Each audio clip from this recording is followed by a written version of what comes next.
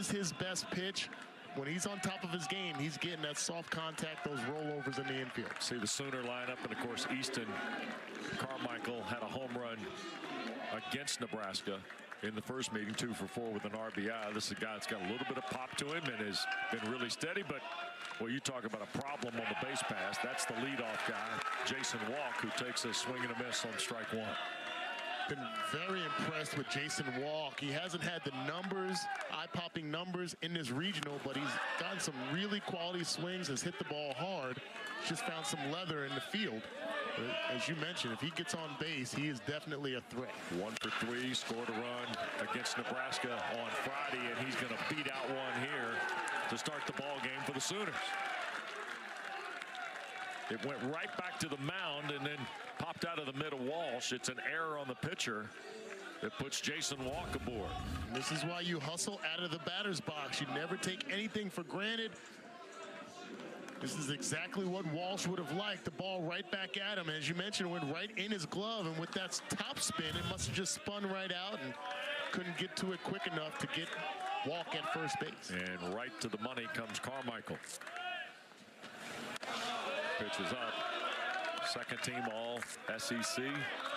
2 for 4 here against the Huskers on Friday night with an RBI. 15 home runs on the year now. Easton Carmichael, as we saw the numbers there, 4 for 9 in this regional. Really stepped up.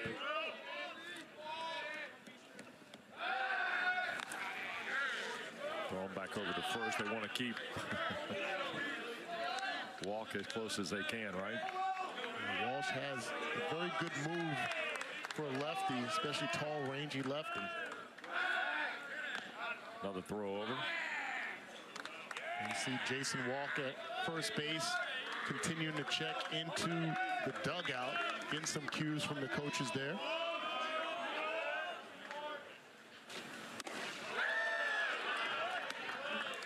The other component, Wes, of having Walk at first base this quickly is he's going to draw the best pickoff move, so it's going to school the rest of the lineup for a team that likes to run. That ball sizzled on the ground to short off the mitt of Carey.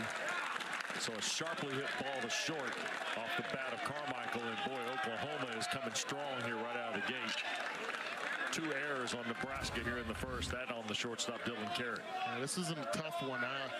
Not sure I agree with the error here, but it hits his glove again. Now, he's playing a little bit more shallow on the infield because of the stolen base threat of Jason Walk. So you see how things can compound when you allow guys on the base paths. Runners in scoring position for the Sooners via the errors, and here is Dickerson, who hit a home run on Friday night as well.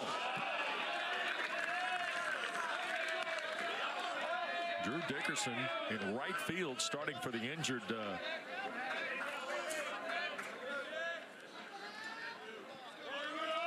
and hit the home run here. He's 2 for 3, 2 RBIs, a walk, and a strikeout on Friday night. He and Deshaun Harris have kind of gone back and forth in right field, but they are very, very high on this Lee Summit West kid from Lee Summit, Missouri.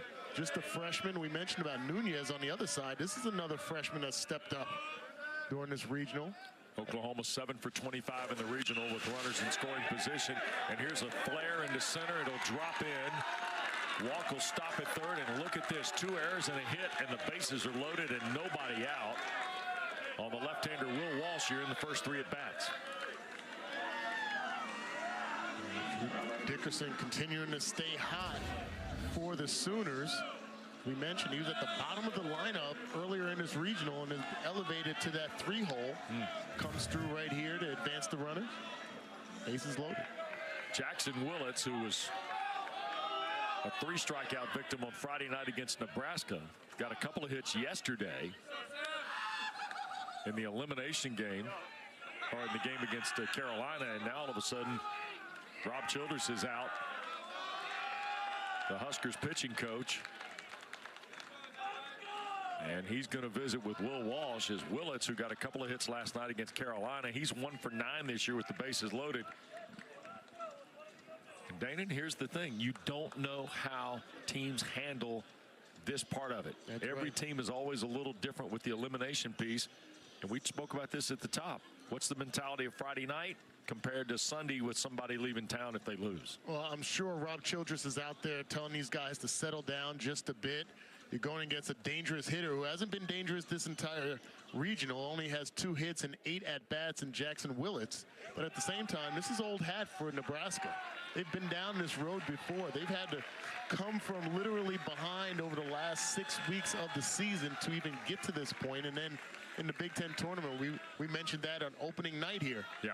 A dropped fly ball away from, or a secured fly ball away from their season being over. So they are accustomed, they are battle tested, they are accustomed to these adverse situations. Willits, who made the all-tournament team in Hoover last week, stands in. And there's a strike. Joe Harris behind the plate, by the way, the umpire here this afternoon. Brian DeBrouwer is our crew chief at first. Derek Everett at second. Connor Hoagland is the third base umpire. On the ground, and it will get past the shortstop carry. 2 runs are going to score, and Oklahoma draws first blood here. Willits, who finally started to see the baseball a little better last night, drives in 2 with his first at bat today. This is not a bad pitch on the inside part of the plate. Looks like he misses his target.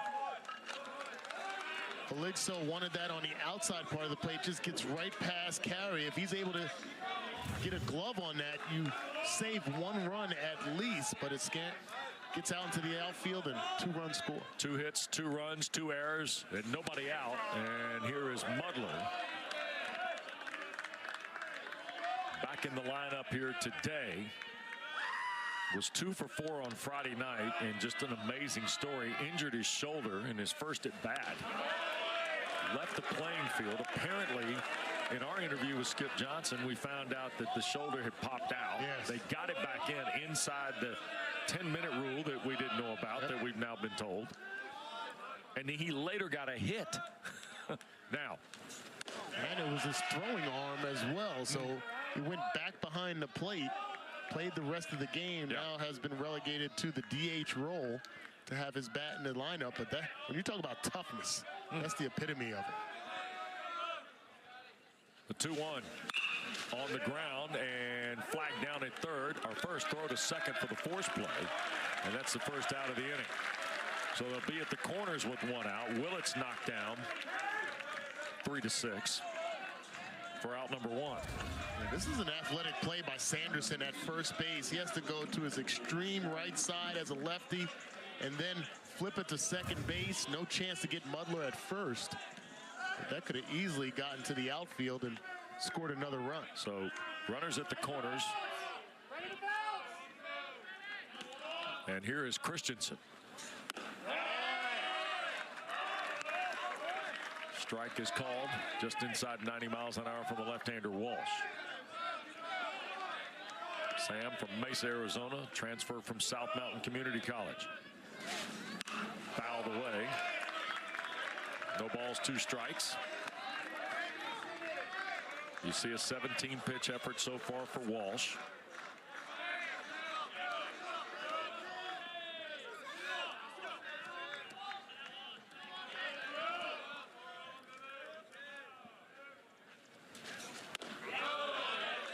Away, a ball and 2 strikes. It's going to be interesting here. This is eerily similar to kind of the landscape that happened to Oklahoma last night. Yes. From North Carolina. After an early error, Carolina started stringing hits together. All of it happened with 2 outs. Oklahoma this morning has happened with nobody out. Now they got 1. Does Nebraska?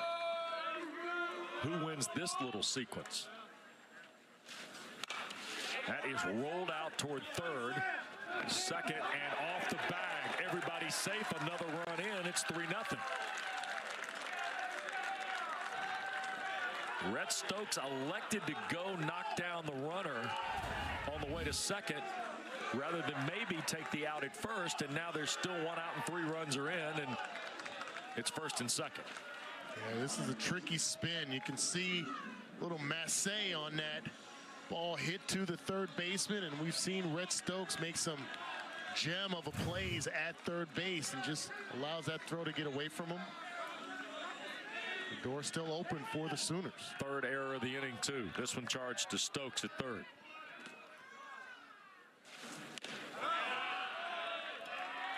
And now here's Kyle Branch. 7-hole hitter for Oklahoma in the first.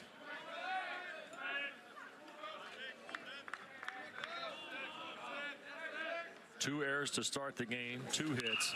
Now a third error has gone on the board for Nebraska. Tough breaks for the Huskers. Going to Will Walsh, his stuff on the mound. We mentioned the velocity, 88 to 91 with the fastball, but he's got a cutter, curve, and change. His changeup is his best pitch. And from the scouting report, Wes, the soft contact is usually the key for success for him, and that's pretty much what's happened in this first inning. It's just the defense not being able to back him up. Yeah, we've seen only one ball really leave the infield. Yep.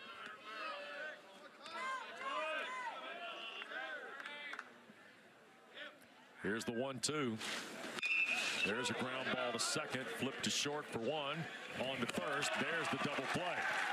So Branch is knocked down 4-6-3, and so is Oklahoma, but the damage is done. 3 runs, only on 2 hits. There were 3 errors. Keep an eye out for that, will you, Dana? Yes, I definitely am. Yeah, here's Kate Crossland, left-hander from Rockwall, Texas. And he's 4-5 on the year, making his 13th start, 61 1/3. So this is a guy they know how to lean on a little bit.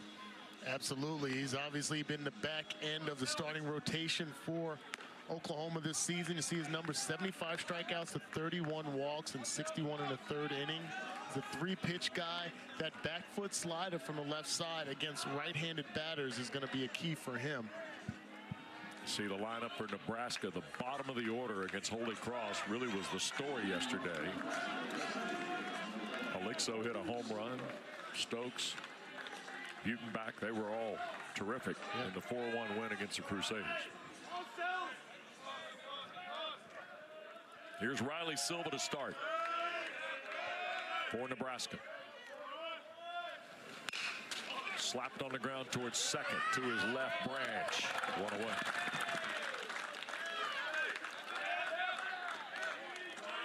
You consider what the Sooners have endured this entire regional. Look at some of the numbers. They've kind of changed things around this early in the game. Didn't expect to say that in the first inning, but 19 strikeouts they've had offensively. They've left 21 guys on base. Nunez got an 8-game hitting streak, 4 for 4 yesterday. He's 5 for 9. And he's had 5 of their 16 hits in the regional. We got a chance to speak with him after the game yesterday, and you know, he's very mature for his young age. The only freshman in the lineup for the Huskers. They'll look at 1 away, 2-0.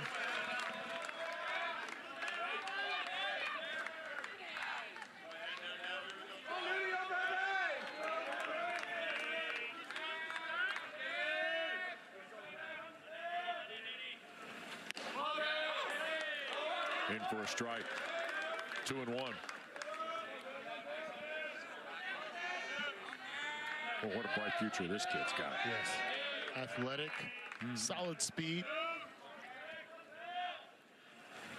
There's something to be said about being a freshman in a senior-laden lineup and being at that 2-hole position. Yep. And a designated hitter, so defensively, he's listed as an infielder.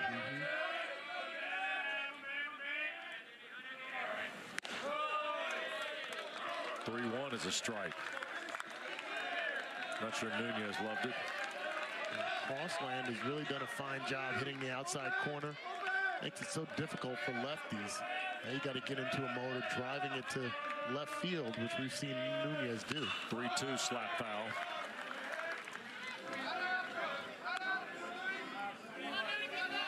The thing you notice about Nunez at 5'11", 180, he's got really good hand and bat speed on his swing.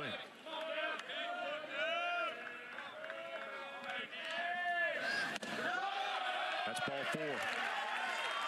Full count walk to Nunez.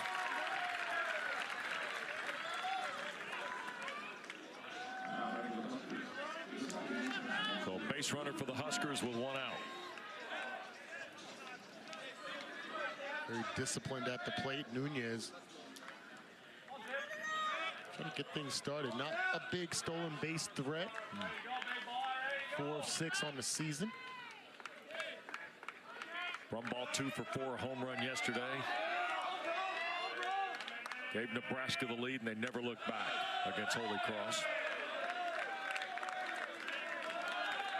He was 0 for 4 against Oklahoma. Huskers 5 for 30 with runners on in the regional, 1 for 15 against Oklahoma. There's a strike on the outer edge, about a letter high. Brumball has good speed out of the batter's box on the base paths as well. This might be the day we see some more running from each of these teams. That's a good point. Do or die situation. Go with what brought you.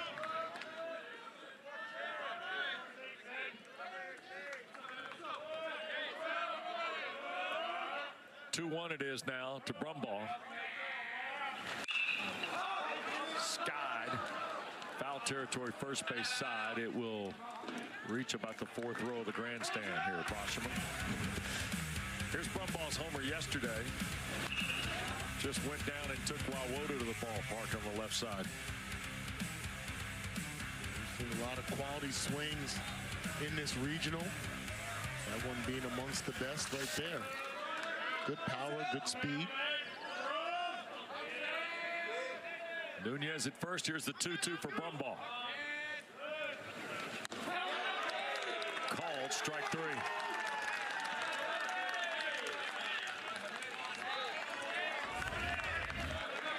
Cross land. It's a good breaking ball on the outside part of the plate. Tough pitch. He said he got a back foot slider. Yeah. Here's Swanson now. 0 for 4 yesterday with a strikeout, 1 for 8 this weekend. 4-hole hitter for Nebraska. 2 down now in the Huskers first. It's about time for Swanson to step up right now. He's been solid, a postseason phenom for the Huskers over the last couple of seasons. Fastball strike. Just 1 hit in the regional so far. He's got to get hot. Came in 5 of his last 17. That included the Big Ten tournament in Omaha. A couple home runs there. Yep.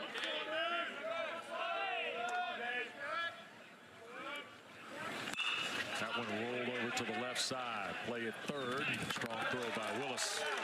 Will take care of Nebraska. No runs, no hits. 1 left on the walk. 3-0 Oklahoma on SEC Network. Well, a plagued defensive issue for Nebraska in the first today. Pretty much everything that could go wrong went wrong, and coming into this game, we had mentioned Will Walsh. He doesn't do soft contact, and everything that happened against the Huskers in that first inning was soft contact. They just couldn't make the plays. 3 errors, 3 unearned runs. We saw it last night, though. It was the 1 error early. And then from that point on, Carolina strung together the 4 hits in a row, and then the big home run from Sam Angelo. And all of a sudden, Nebraska's playing uphill all night long.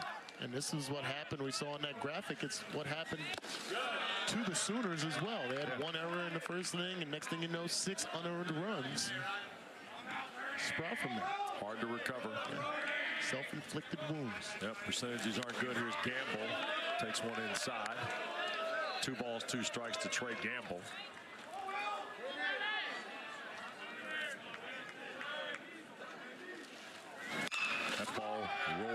first. And Sanderson going to run step on the bag for out number 1. That'll bring Willis to the table.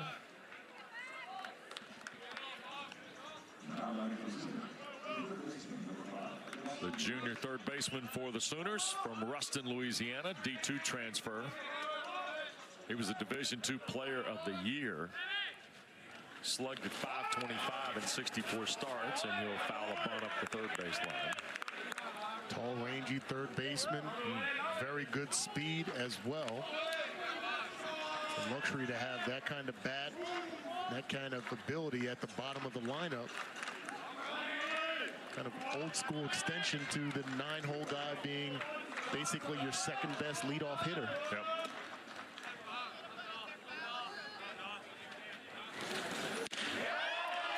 Strike delivered that time from Walsh. Willis comes from a really athletic family. Dad played football at Louisiana Tech. Mom ran track in Ruston. That's off the plate, 1 and 2. He had an older brother who just finished a baseball career at Louisiana. Hit .279 a year ago. They advanced to the NCAA regionals. Swing and a miss there. Strikeout of Willis. Fantastic looking breaking ball out number 2. Well, we mentioned about the back foot slider for Crossland, but Will Walsh, that's the toughest pitch from a left-handed pitcher to a right-handed batter. The righties have to make that adjustment. First strikeout for Walsh. And here is Walk, who reached on the error to start the game and then scored on the RBI from Willis.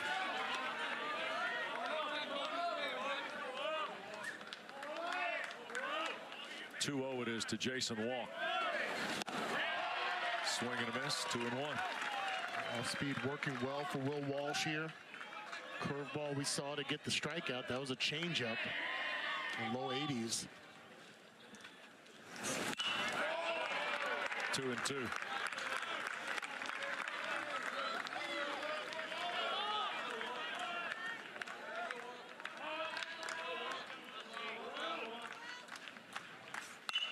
On the ground at third, Stokes gloves and throws, and that takes care.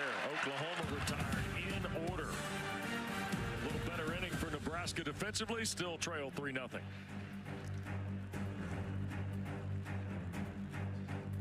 Second, Nebraska stepping to the plate. Don't forget, of course, the College World Series returns to Omaha on the men's side Friday, June 13th.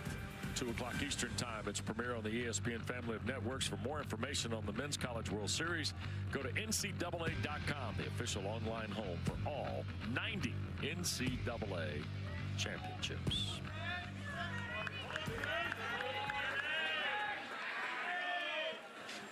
First pitch to Case Sanderson.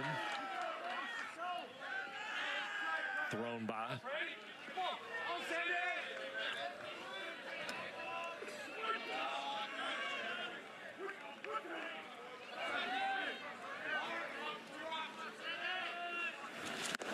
Swing and a miss to Sanderson. Case Sanderson, we've seen his athleticism at first base.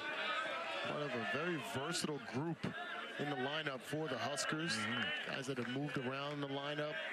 Sanderson batting in the 5-hole here. He's been a leadoff during the season.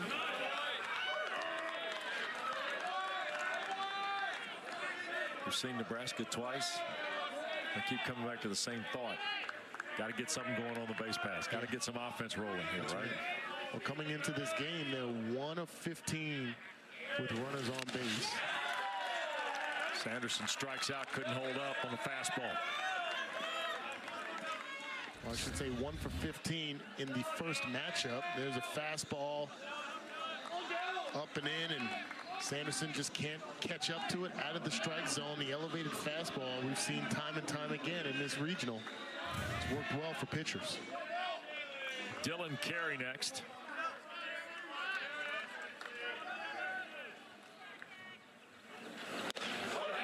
There's a strike. As I was mentioning, Wes, the woes of the Huskers against this same Sooner team. They were 1 for 15 with runners on, 1 for 9 with runners in scoring position, just not able to string things together. It's kind of been par for the course for them in the regional. 5 for 30 with runners on base, 4 of 20 with runners in scoring position. It's a hard way to live, isn't it? Tough on the pitchers, too. And when you have something happen like in the top of the first, where unforced errors create an issue, now it brings back all that into focus now, and it's 0-2 to Dylan Carey.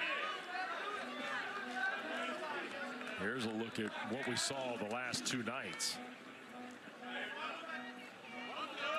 So count it up, 4 for 20 with runners in scoring position. The 5 for 30. Yeah. That Dana mentioned.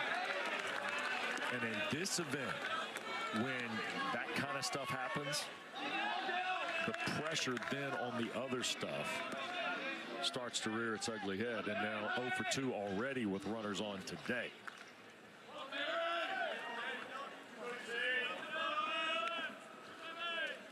Meanwhile, Crossland just reaching back, and he's got another strikeout. Nice play from behind the plate by Carmichael down to first for Christensen. Put out goes 2-3. Third strikeout in the last 4 at-bats for Crossland. What we've noticed also, part of the success of Crossland is he is not intent on throwing a strike for the final strike, if that makes sense. He's been out of the zone, but it's still so appetizing to the Huskers batters that they're going after it. One out of the zone to Sanderson, and that one down in the dirt to Carey. And when you have opposing batters that are that eager to swing the bats, you don't have to put it on a plate for them. Yep. Butenbach was the guy that kind of created the offensive momentum on Friday night. He had a triple that got Nebraska in the game. He was 1 for 3 yesterday. He struck out 3 times in his 2 for 7 effort here so far in Chapel Hill. Ball and a strike to him. Off the plate. 2-1. A couple of calls there, maybe zone tightening right there, but you still see Crossland keeping his composure. Seen on multiple occasions in this regional, pitchers having to take some breaths and walk around the mound. Can get a little intense out there. Yep.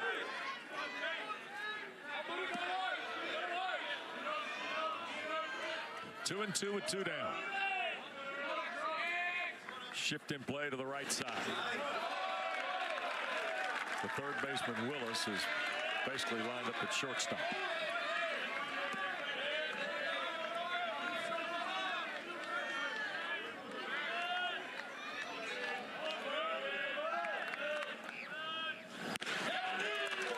Called strike 3. Well, Kate Crossland starting to hold up his end of the deal. 4 strikeouts in the last 5 batters. And Oklahoma still riding that 3-run margin from inning 1 at the end of 2 against Nebraska.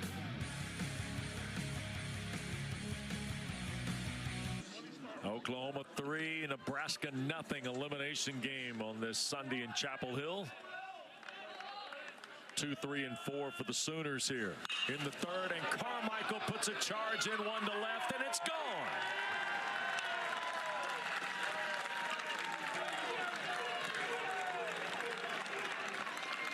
Easton Carmichael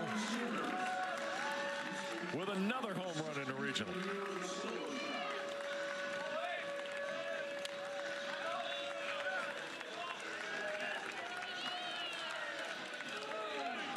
What a great display of hitting by Easton Carmichael. We've highlighted him in the lineup each day in this regional, and that's why he has the capability of changing games with every swing. He's hit the ball hard just about every single at-bat in this regional.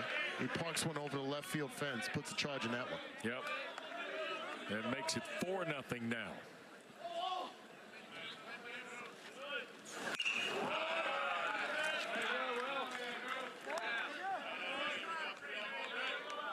Oh, and 2 it is now to Dickerson, who singled and scored back in that first. It was aided by the 3 Nebraska errors. That ball laced in the left. Big hop in it as it greets Swanson. Freshman Dickerson staying hot. You don't have to get ready if you stay ready, and Drew Dickerson has shown that as the youngster in this lineup. And there goes a fire alarm in the Nebraska bullpen.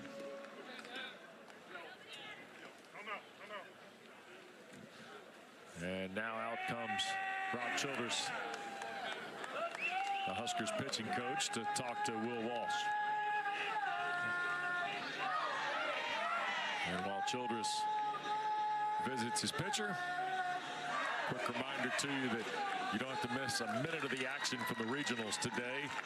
We'll take you to the best live action on Squeeze Play on the ESPN app. You can see every game, every big moment on the road to the Men's College World Series, only on the ESPN networks. Just scan the QR code now, and you can watch it on a second screen while Dana and I guide you through the rest of the afternoon with the Sooners and Huskers here on SEC Network.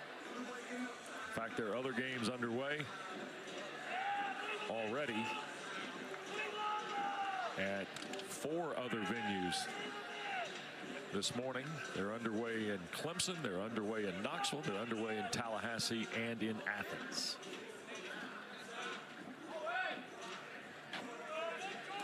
I think ours is the quick coolest. visit, huh? I think ours is the coolest of that list. Ours is the coolest. Is that right? Okay. I was just thinking about it. I can tell you this, all of them, including ours, have enjoyed some degree of precipitation, altering the schedule, though. That ball toward the gap in left center again. This off the bat of Willits. It'll get out and get to the track.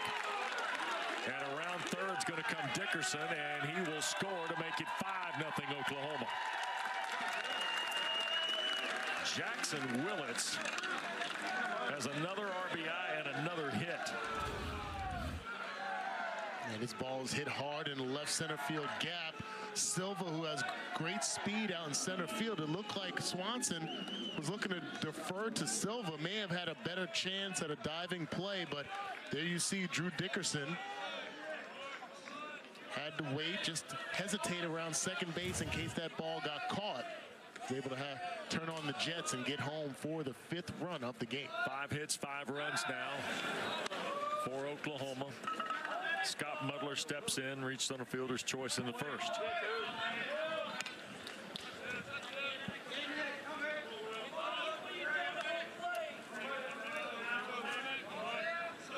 Nobody out here in the 3rd. In for a strike to Mudler.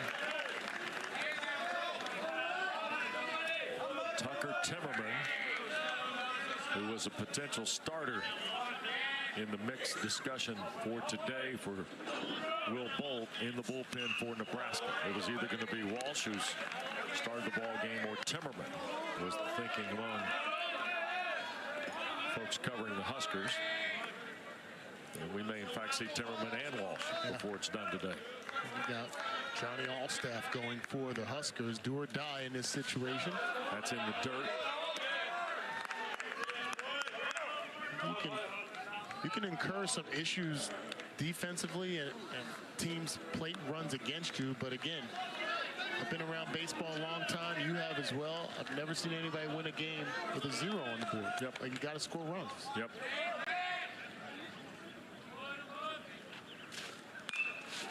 And pulled foul, kind of a reach out. Mudler got the bat around just to keep the bat alive on a 1-2 count. But when the stakes are what they are, it's hard to overcome what happened in the first. That ball toward the gap in left too. And this will easily score Willits. He'll stride around. It's a double for Mudler. for Scott Mudler.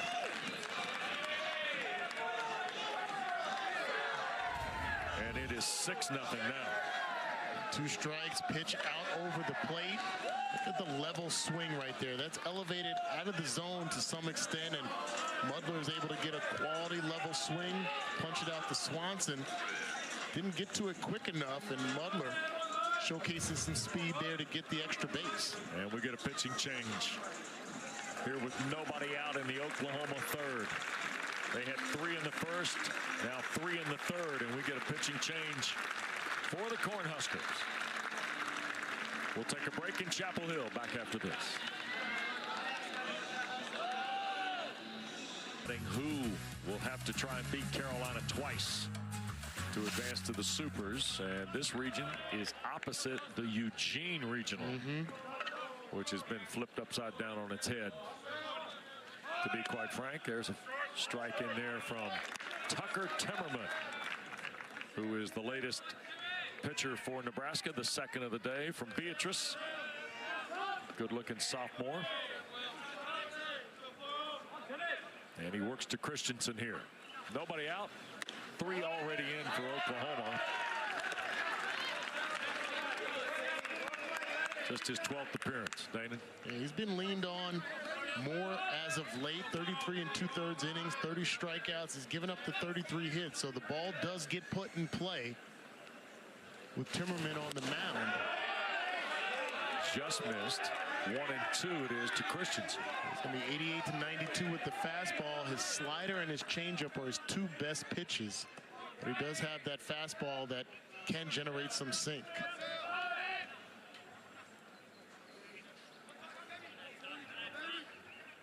Runner out at second, Mudler, and that's low. 2-2. By the way, the Oklahoma attack, they've had 3 extra base hits this inning, which gives them now 7 in the regional. 4 doubles, 3 home runs. Sadly, no triples. The other part about this is Nebraska's only plated 8 runs in 2 regional games. They had the 4 yesterday against Holy Cross, and then after trailing on Friday night against Oklahoma, scored 4. Yep. 3 of them on the triple by Bugle. I'm looking at some of my notes here from after that first game. Yeah. And they only had 2 1-2-3 innings. And you would think that that would in itself generate runs. But they just kind of shot themselves in the foot with runners on and runners in scoring position, as we mentioned last inning. Yep. And they had bases loaded against the same Oklahoma Sooners team in the first inning and could not generate anything from that. So just missed opportunities. Friday night. Yep. Sure did. That ball to left center. Silva on a long run and cannot get there. It'll bounce high off the wall. Mudler will come around to make it 7-0, and there's a triple. Sam Christensen drives in another run. That's 4 in the third after 3 in the first. And Oklahoma in a big way. Just a breaking ball that gets too much of the plate, and Christensen continuing to stay hot after coming into the game yesterday as a pinch hitter late. Drives it past the speedy center fielder, Silva. Turns on the Jets for a triple. I think we haven't seen very many triples in this region. Budenbach in Nebraska. Gallagher, Carolina.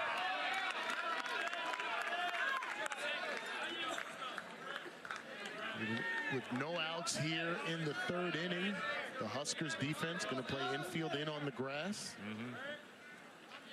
Runner at third. That ball served toward the gap in right center, and whoa, what a play that time by Silva. That's out number 1. Christensen will tag and score to make it 8-0.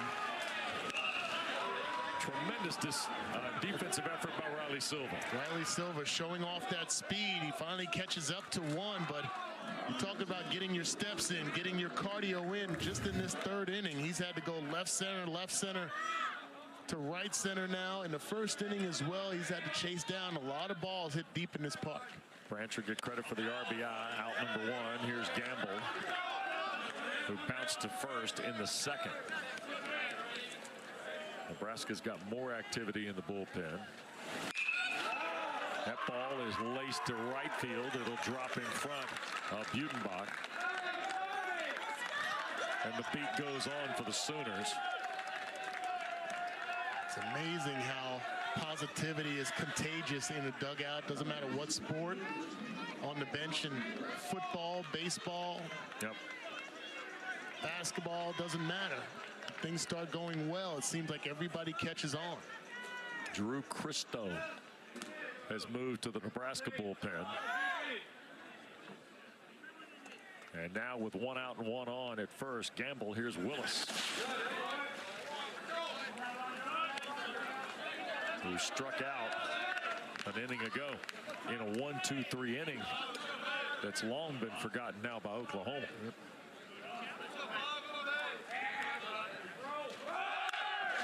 And that ball is ripped in left. And round to third, it got bobbled out there by Swanson. And around will come Gamble to score. How about that? Likely to be the fourth error, and it is on the left fielder, Swanson. Another hard hit ball here by Gamble. He tries to deke the runner by flashing the glove to make it seem like he was going to catch it in the air and maybe possibly double up the runner at first base. And the ball skips off the grass, gets up into his chest, and there you see Trey Gamble able to score. That's another great hit by Dawson Willis. Hits the ball hard again. Single and error on the left fielder to get second base for Dawson Willis. And Timmerman and Rob Childress visiting here as Christo is going to come in the ball game. So Tucker Timmerman, who replaced Will Walsh, will give way now to Drew Christo. And another change here for Nebraska. In the third, 9-0 Oklahoma. For the Huskers this season, 49 strikeouts and 47 2/3 innings. Works quickly. 93 to 95 with his fastball, cutter, and sinker. And Jason Walk becomes the ninth batter of the frame for Oklahoma. 6 already in here in the third. And a 9-0 margin for Skip Johnson's team. And Christo runs it in there at 92 for strike one. Sam Angelo, a couple of home runs last night. Getting the hydration portion of the program taken care of, Dana. The pride of Central or South Jersey right there. All you Jersey guys. Yes, sir. Get one guy from the Garden State in the get one guy in the house. Next thing you know, we're calling out zip codes. We got the best pizza up north, so that's what matters. Last night when we talked to him, I felt confident there was going to be some Bayonne reference, and I got nothing. Well, who knows? He may have a big day again today. That's right. May have to chat with him. Christo fires it in at 92. 3 balls and a strike now to Walk. A lot to like about where Jason Walk is. The way he handles the glove in the outfield, the way he handles the bat. Switch hitter with power. That's ball 4. So the ninth batter of the inning is a walk, pardon the pun, to Jason Walk.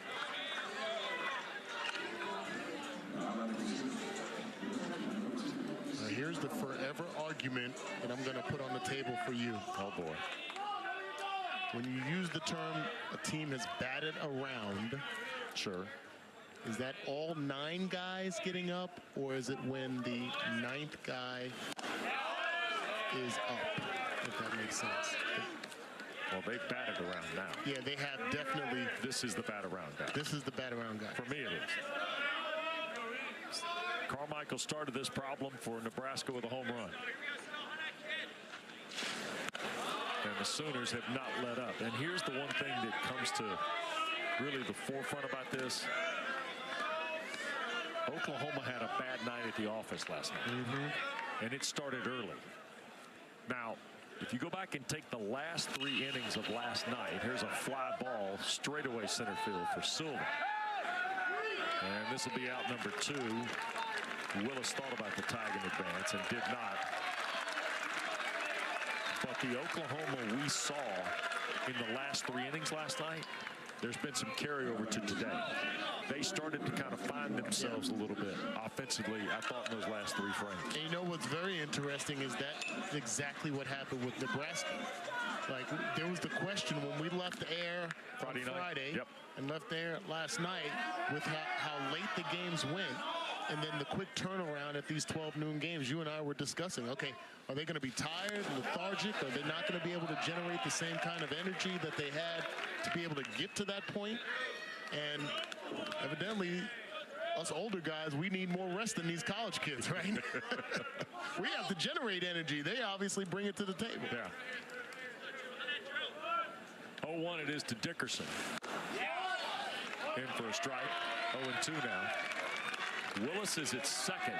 Walk is at first. And 2 outs. They've counted up. 6 runs are in.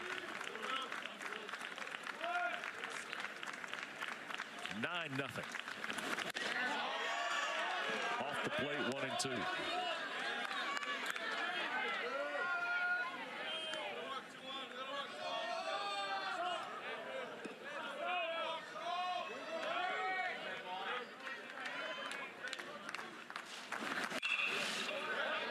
Fouled out of play. 1-2. I will say this. Now, last night, the game ended, and Oklahoma was out of here. Yeah. Quick. Yeah. I mean, they had a plan. It felt like post-game that what they wanted to do. That's in the dirt. Now they'll advance on the ball. And boy, Willis awkwardly went into the bag at third, didn't he? They had a face plan. Yeah. At third base. They actually got a gasp from both dugouts there. He's going to hear about that. Yeah. Back at the hotel, I'm sure, maybe even back in the dugout. So a pass ball gets Willis to third. Walk stayed at first. 2-2 it is, though, to Dickerson.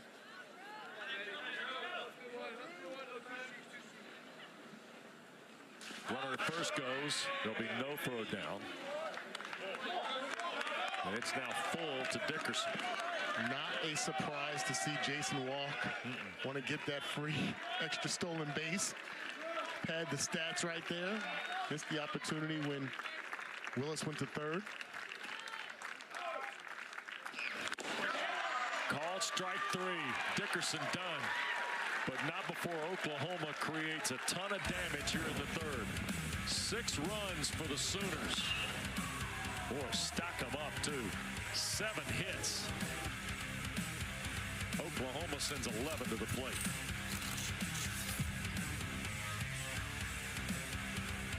At 6 Eastern, they'll meet the winner of this game. And right now, looks like it might be Oklahoma, who would be the home team, by the way, against Carolina tonight. Strike from Crossland. Starts the at-bat for Rhett Stokes. First time we've seen Stokes today. There's another one. 0-2. Also remember, for the viewers, it is double elimination. So tonight, whoever UNC plays has to beat them twice. Yep. That game tomorrow, TBD. 0-2. Swing and a miss. Down on strikes goes Stokes. Out of the way in the half-inning break a moment ago. And a strikeout number 5, by the way, for Crossland. 4 straight. Yeah, Will Bolt had a team meeting. And pretty much a one-way conversation, it looked like. And I'm sure Will Bolt being the accomplished player that he was, and trying to tap into the emotional side or the pride side, I guess you could say, being down 9-0. Is this the way you want to go out? Just leave everything out there? You guys relax, go out and have fun? Whatever semblance of a message that he put together, I'm sure those were some of the sentiments there, because in the end, this is a game. You're on a stage that only a few college programs are privy to. Go out and have fun and leave it all out there, and however the chips fall, they do. Helixo stands in. He homered here yesterday against Holy Cross.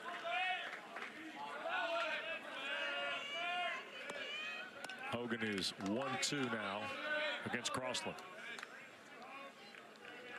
38th pitch of the day for Cade Crossland. And that ball shot foul down the first base side. Oklahoma did not score 9 runs in their previous 15 games. Their last time with 9 or more runs was back on April 25th when they lost 10-9 to Georgia. The 1-2 off the plate, 2-2.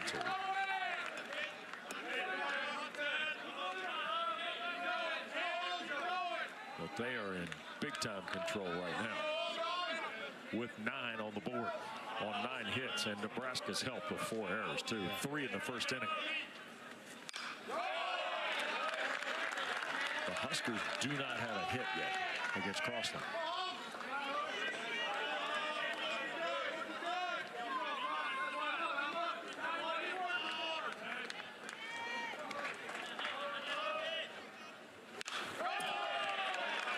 And Hogan's fighting for his life up there. With the 1 out. That's what you want to see. You want to see guys that are going to battle. Just throw out the white flag. Just continue to fight. Catchers are the ones that are the toughest guys out there. Try to get some bottom of the lineup production here to get things going. 2-2 on the ground. There's the hit. And the Big Red faithful that are here finally have something to cheer about. 1 out single by the Huskers catcher here in the 3rd. Still a lot of baseball to be played here. Just got to chip away. You and I were talking. It hasn't been really a close game in this regional yet. We've seen crazy things. Yeah, 3 runs is as close as it's been. Yeah. Yesterday's Nebraska Holy Cross game.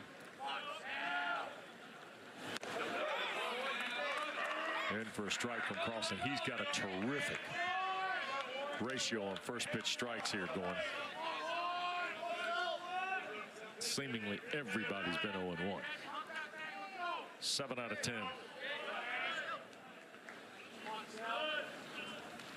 Foul back. 0-2. There've been a lot of these too. Yep. And really, you mentioned this at the top. You get to the 3rd guy, if you will. This is the guy right here who can change your day. That's right. Because he's in the 3rd and he's cruising. That means Skip Johnson can keep the lights off down there, doesn't have to stress anybody, and they kind of breathe a little bit of new life into what they may have to do tonight if they hold and do this.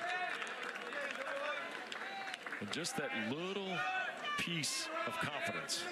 And the fact that you're up 9 runs. So you don't have to feel like you're quick on the trigger, that you have to kind of generate a game plan on, at this point, regardless of how things unfold, unless Crossland gives up a couple crooked numbers. Yep. You're just saying, hey, give me 100 pitches. Yep. However long you can last, 100 pitches.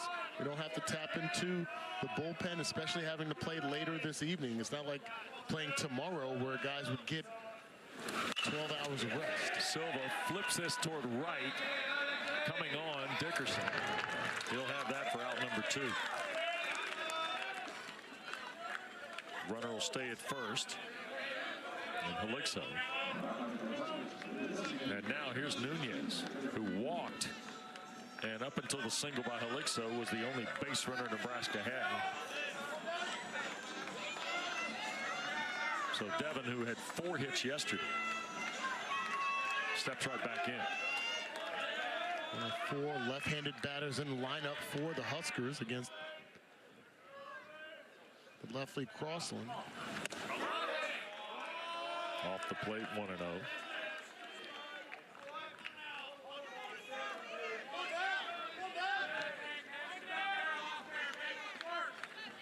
Brumball would love a crack. He's on deck. That ball skied again, going out is Branch, coming in Dickerson. He'll have it, and that will take care of the threat. A hit for the Huskers. Man was left, and it's still 9-0 Oklahoma, and the head coach of the Sooners next. Make some decisions in the bullpen. If you win today, you got to play tonight and then possibly again tomorrow.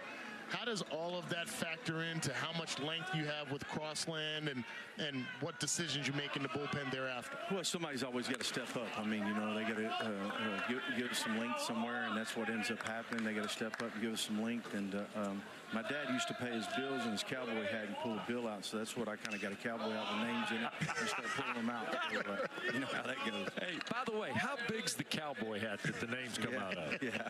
Because it gets talked about a lot. I'm just curious, you know. I mean, big size? 10-gallon hat. 10 gallons? Oh, yeah, for sure. Okay. Tell you what, man. 10X Beaver. Appreciate your time as always. Thanks, Coach. Okay. Appreciate it. I would like to see the hat. Are you a big cowboy hat guy? No, absolutely not. No. You're from down south. You're a southern yes, guy. I am. True. But I'm not a cowboy hat guy. I used to wear cowboy boots, but that was many moons ago. I've never worn cowboy boots. The first time I ever saw cowboy boots was when Hayden Fry visited my house to recruit me as a senior in high school. The first time I had ever seen them in person. I tell you, I enjoy so much, and this, full disclosure, first time I've ever been around Skip Johnson. Heard a lot about him. I so enjoy talking to him. Oh, yeah. This whole coaching staff. Todd Butler's on the staff. Oh, Todd Butler now. He coached a couple of kids I coached in youth baseball out of Missouri. Yeah. 2-2, and Willits is back at work again, driving it right at Silva, who falls into the gap to pull it in for out number 1. Boy, Jackson Willits is starting to see it like a beach ball. Oklahoma had 9 hits in the last 4 innings against Carolina. They had 9 hits in the first 3 today. 18 in the last 7 innings of the regional that they played. They've also scored 14 runs in the last 7 innings. They had 5 in the last 4 innings in Carolina, 9 today. I think it's interesting. Do you think that creates some concern? I mean, obviously, there's still a lot of baseball left. We don't want to brush away the Huskers and a possible comeback here, with all respect to them. But if things continue on this path, is that a concern for the Tar Heels coming in tonight? You'd have to think so. Sure. I mean, this is as much of a game of momentum as any other game that's played. That's true. I think the interesting part, and we'll go back to the secular part of this event, right? Not next week. That's 2 out of 3, and everybody kind of gets it. I think this event, there's always a team. There's a ball sharply hit. Boy, nice play.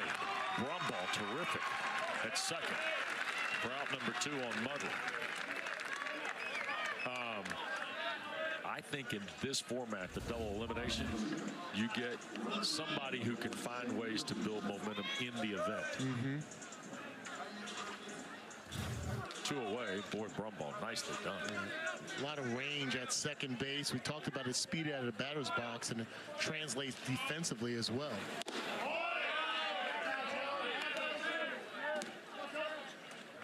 Is that 10 gallons? By the way, that looks like that's the hat I can get away with. If I wore a cowboy hat up to Jersey, yeah, not sure I'd make it. They'd certify me or something. I'll tell you that. That's like one of my hats. It is? To play golf in, yeah. Oh, you wear one? Oh, absolutely. You're a floppy hat golfer. Okay. Well, I have to.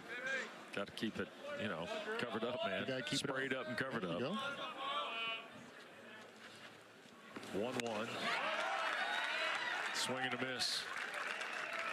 That's my mowing hat. I just mow the lawn in a floppy hat. I'm a big lawnmower guy. I am. Ride it, Nope. push it. Push. Okay.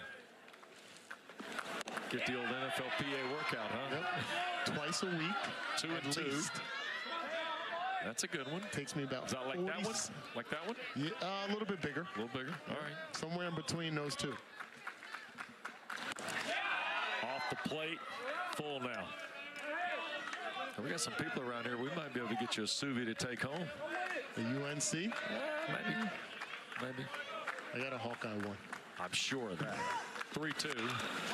Roller at first. Oh, and my goodness, hit the bag and bounced away from Sanderson. Watch Christensen now. He'll get to second easily, and the bounce of the game keeps Nebraska from ending the half inning. I mean, this rides the line and then hits the bag. Well, this one already has some spin on it as it comes off the bat and then clips the bag, and really no chance for Sanderson. He got a glove on it, but that's just such a tough break right there. Top spin in effect. Karam's off the bag, and another break for the Sooners.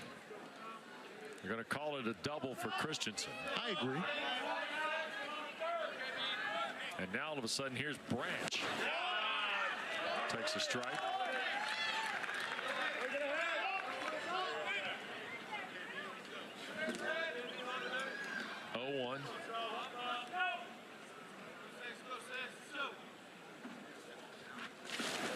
And back through the middle, and this will get Oklahoma its 10th run. Sam Christensen turns. He'll score standing 10-0 in favor of the Sooners. A 2-out double, and now an RBI single off the bat of Branch. Tough breaks against the Huskers, and give credit to the Sooners capitalizing on every opportunity so far in this game. Another drive, good level swing there by Kyle Branch, right back where it came from.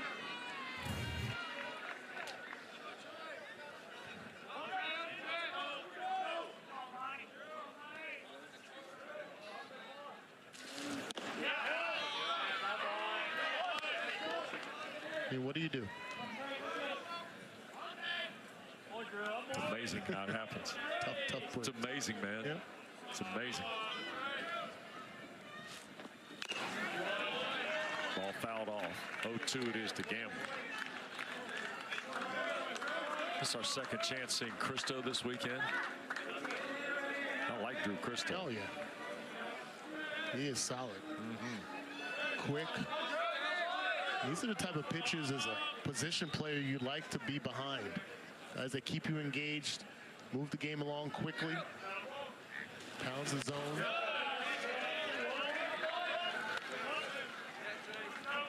Oklahoma, you see the Friday night numbers and the numbers today against Nebraska. Inside. Also of note, they had 11 hits Friday night, 12 hits last night and lost, and they got 11 more today.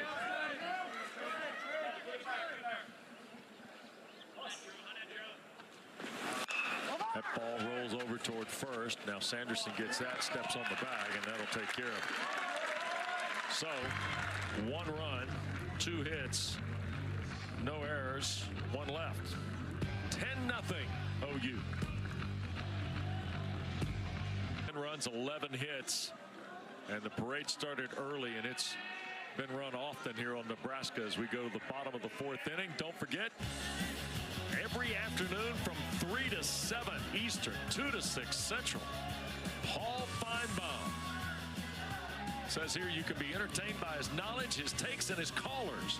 The Paul Feinbaum Show, weekdays right here on the Southeastern Conference Network and the ESPN app.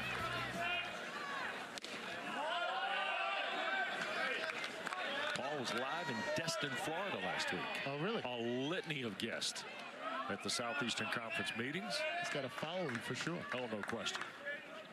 10-0. Check swing fouled off by Brumbaugh.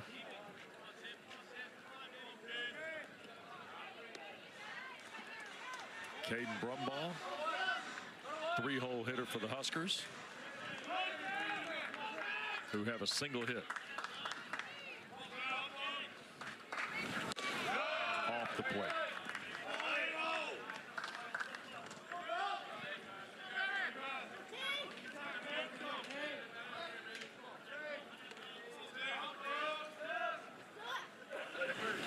Here's the 2-1. Skied. Going out from short is Willets. And coming in from center, oh, you know who that is. Jason Walk. A little race. The batter and one away. Here's a look at where the tote board is through the elimination games of yesterday. The ACC and SEC have combined to go 30 and 14. Big 10 5-3, Big 12 8-8. And these are conferences with 3 or more regional teams. 2 of those 3 losses, Oregon in the Big 10. Yeah, surprisingly. The Ducks were 2 and done in Eugene. You know, though, Dana, it's funny. It seems to happen every year, doesn't it? That's right. And, I mean, you saw the Ducks last week. There didn't seem to be a lot of cracks in their armor, did they? No. I mean, they faced a hot Nebraska team. Right. That also went on to beat UCLA, number 16 seed. I mean, it's just one of those weekends, but I did not see that coming, that they would be 2 and done. The SEC and the ACC playing today. Kentucky leading Clemson 4-2 in the bottom of the 3rd. The SEC and Big 12 are also in action. Georgia's taking the lead on Oklahoma State. That's an elimination game. Uh-oh, look here. We found him. There is best friend forever, BFF. You gotta go. Does he know there's a Hawkeye legend up here? We sense each other. Is that it? Yes. That ball is hit to center, and it will get in the gap between Walk and Gamble. And watch Swanson stop at second. 1 out double for Gabe Swanson. Second hit of the day for the Huskers.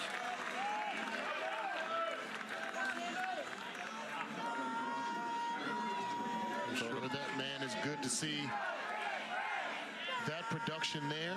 Yep. Another extra base hit, a postseason extra base hit for Gabe Swanson. So Swanson gives Sanderson a chance here with 1 out. Lefty on lefty set up for Crossland. And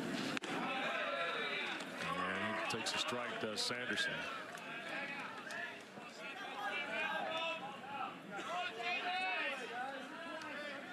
Somebody run down there and tell that guy that one of Iowa's great 2-sport stars is here. You talking about Tim Dwight? No, we're not. Oh. That ball's driven to center, and Walker's got it. There's 2 away. Bo Porter? No. No. Tell him a great Iowa broadcaster's here. And tell him it's not Gary Dolphin. It's not Gary Dolphin. You took the words right out of me. It's not Pody either. I'm going to come next year for the regional. I'm going to have my beard like that. How about that? No, don't do that. Don't do that? No, don't do that. Bandana? No? That might work. 2 outs. 1 on. Skied toward the gap. And here comes Dickerson. The double off the bat of Swanson goes by the boards. 2 hits for the Huskers. They've left 3. Trail 10-0. Well, you look at the 3rd, and it's still the one that hangs out there. It was 3-0 after 1, and then Brumbaugh started the parade, or Carmichael started the parade with a home run, and the beat went on. Oklahoma hit for the cycle in the 3rd, Dana. Yeah, they have definitely gotten a lot of quality swings, and that production, that attitude is contagious in the dugout of the Sooners. Yep. And they batted around and hit for the cycle in the 3rd inning, and that's how you lead a ball game the way they do here in Chapel Hill. North Carolina waits the winner of this one tonight at 6 o'clock Eastern time. 5 extra base hits on the afternoon for the Sooners. Only in the 5th inning. Yeah, and Crossland's, by the way, thrown 60 pitches. Moving right along.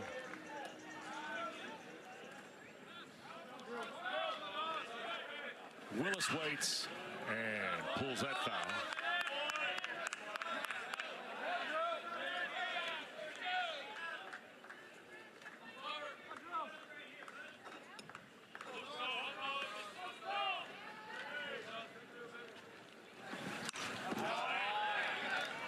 Cristo, third Nebraska pitcher of the day.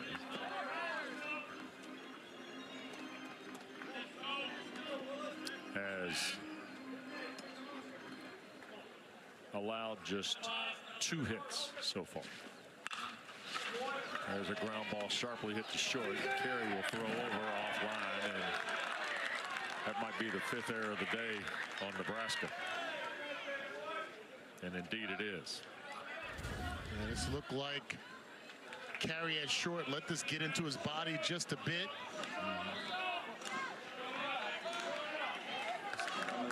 Just let the ball go. Down that first base line with the good speed of Willis. Yep. Made it a tougher play than it should have been. Second error of the day on the shortstop. Here's Jason Walk.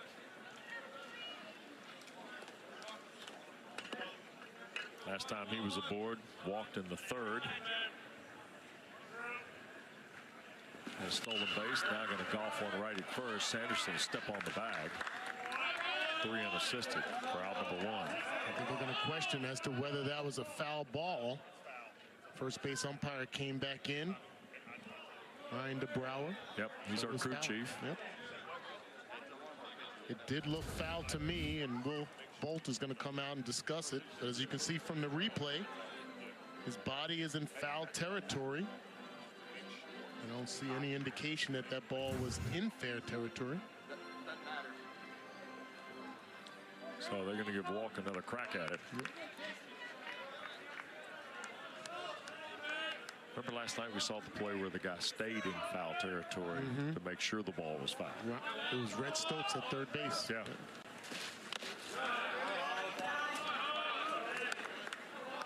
It's little things about where you are as much as what happens. You're exactly right. I remember a major leaguer. There was a pitcher with a bunt down the third base line. He swiped it into the dugout, but it was still fair when he did it. That ball is hit high to right by Walk and going back and looking up, and it is caught by Butenbach. Jason Walk almost hit it out of here, which would have been his 9th home run of the year. I'm impressed by that young man. He patrols the outfield with great speed and range, has a good arm. He swings the bat from both sides. It's power, pop. 1 out for Easton Carmichael now.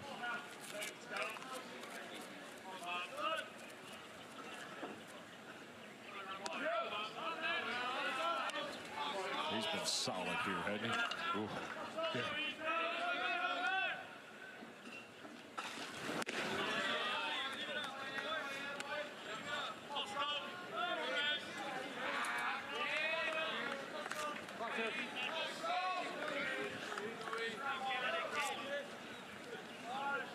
To Carmichael.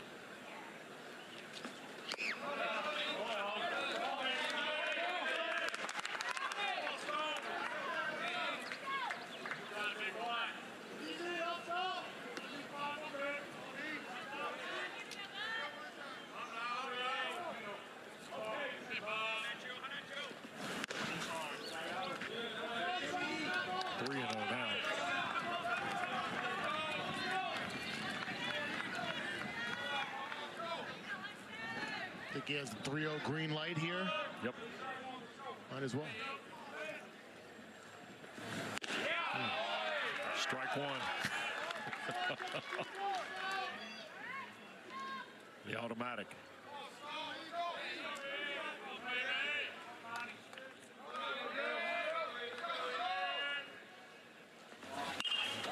Skied back.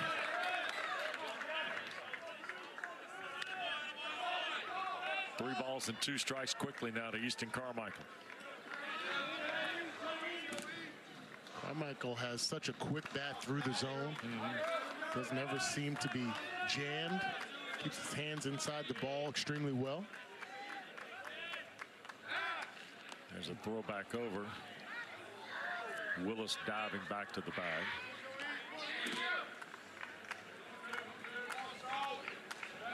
You start thinking about Skip Johnson was the Big 12 Coach of the Year last year. And one of the things I saw that was, there's a walk, by the way, a full count pitch. So Carmichael will be aboard. Willis down to second. The part about his work in Norman, we touched on this last night, is they have been very good every year. I mean, national runner-up in 22, right? They went 15-9 in the Big 12. They won 45 games. Last year, they were 40-21 and 23-7 in the Big 12. Yeah. Now, in our talks with Todd Butler on Thursday, he's talking about how the neighborhood has changed. Yes, going to the SEC. Yes. Right. He said, but at the same time, and that's the part about last night that I think surprised us the most. They've been on the road at Ole Miss, been on the road at Georgia, been on the road at, you know, some of these SEC venues. And last night in here was really good, and will be again tonight, I suspect. And that's when the unraveling occurred early last night. I think that's what surprised people. Yeah, I agree. Yeah. Definitely have to give credit to Oklahoma and Texas and how they burst on the scene in the SEC. Yep. I don't think anybody expected them to be at the level so quickly. The other part, though, that you think about is this is a place where, you know, Oklahoma, everybody knows they've got terrific athletic support. They've got unbelievable leadership. In my opinion, Joe Castiglione's one of the top athletic administrators in the country and has been for years. He's at the forefront of all the issues that are in this current landscape of the game. So you know that's good. They've got outstanding coaching just about in every sport. We certainly see Patty Gasso doing a marvelous job with what they have in softball, right? The part that gets you is, like in their notes, it talks about the baseball project they're doing, things of that nature. The physical plant part has always been in play there. Now that coming to this program, you know, talking to Toby Rowland, the longtime voice of the Sooners earlier, the baseball pride they've had from the '94 National Championship, which featured Damon Minor and the late Ryan Minor, who we lost last December to cancer, who's a terrific two-sport athlete, as you remember. It's that part about this. You see why they're a really good fit for the Southeastern Conference and where that is. And then you factor in the NIL and all the other stuff. that, that dynamic coming into play. You got to be forward thinking. Yep. There's a ground ball, second, thrown on by Brumball. So another error for Oklahoma to benefit from, but could do nothing with it. Still lead 10-0. Has been very, very good. And as his coach would tell you, he's getting length as he's getting ready to start the 5th inning. And that part counts today, for sure. Very efficient. 3-pitch mix, as we mentioned earlier, working well for him. 5 strikeouts on the afternoon. He had a string of 4 straight and just 60 pitches here in the bottom of the 5th. And here is Butenbach, whose first pitch swinging, ground ball sharply hit the branch and out number 1.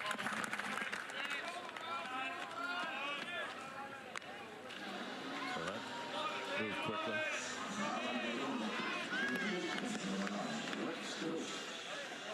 Here's Stokes now batting for a second time.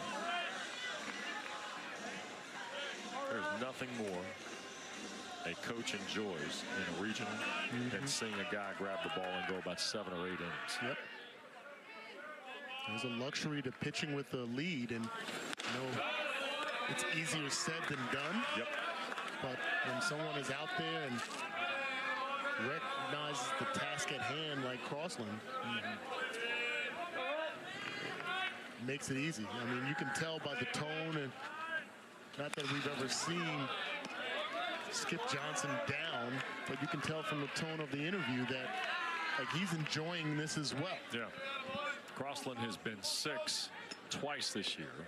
March 29th at Alabama and May 3rd against Ole Miss. 4 1/3 so far. Stokes waits. 1 ball, 2 strikes.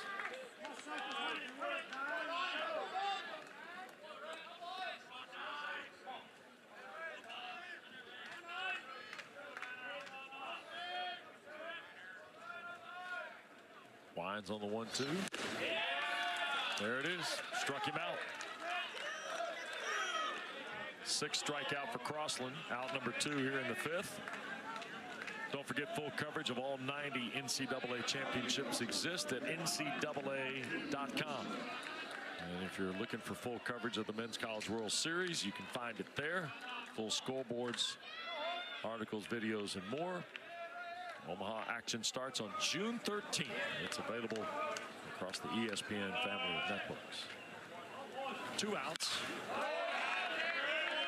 First pitch swinging, fouled away by Felixo, the catcher, who had the first Nebraska hit of the day.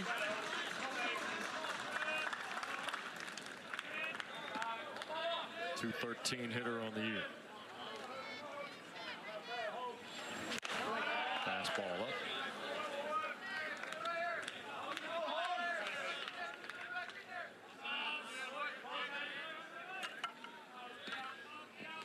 Hogan was 2 for 6 coming into today. He was 2 for 3 yesterday with the home run. Missed on a breaking ball, 1-2.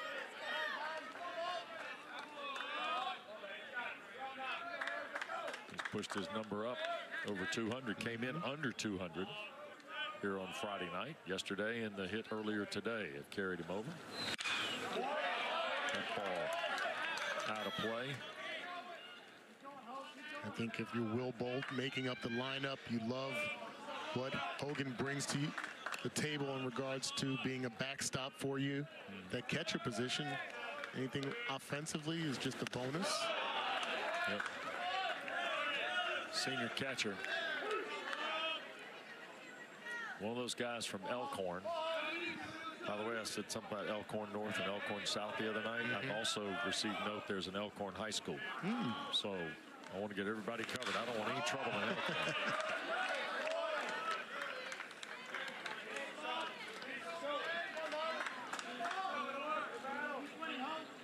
2-2 to Felixo.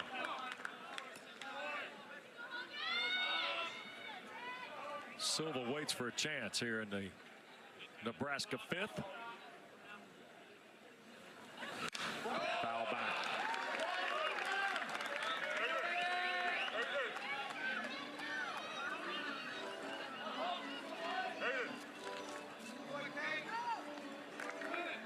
So we'll do the 2-2 again.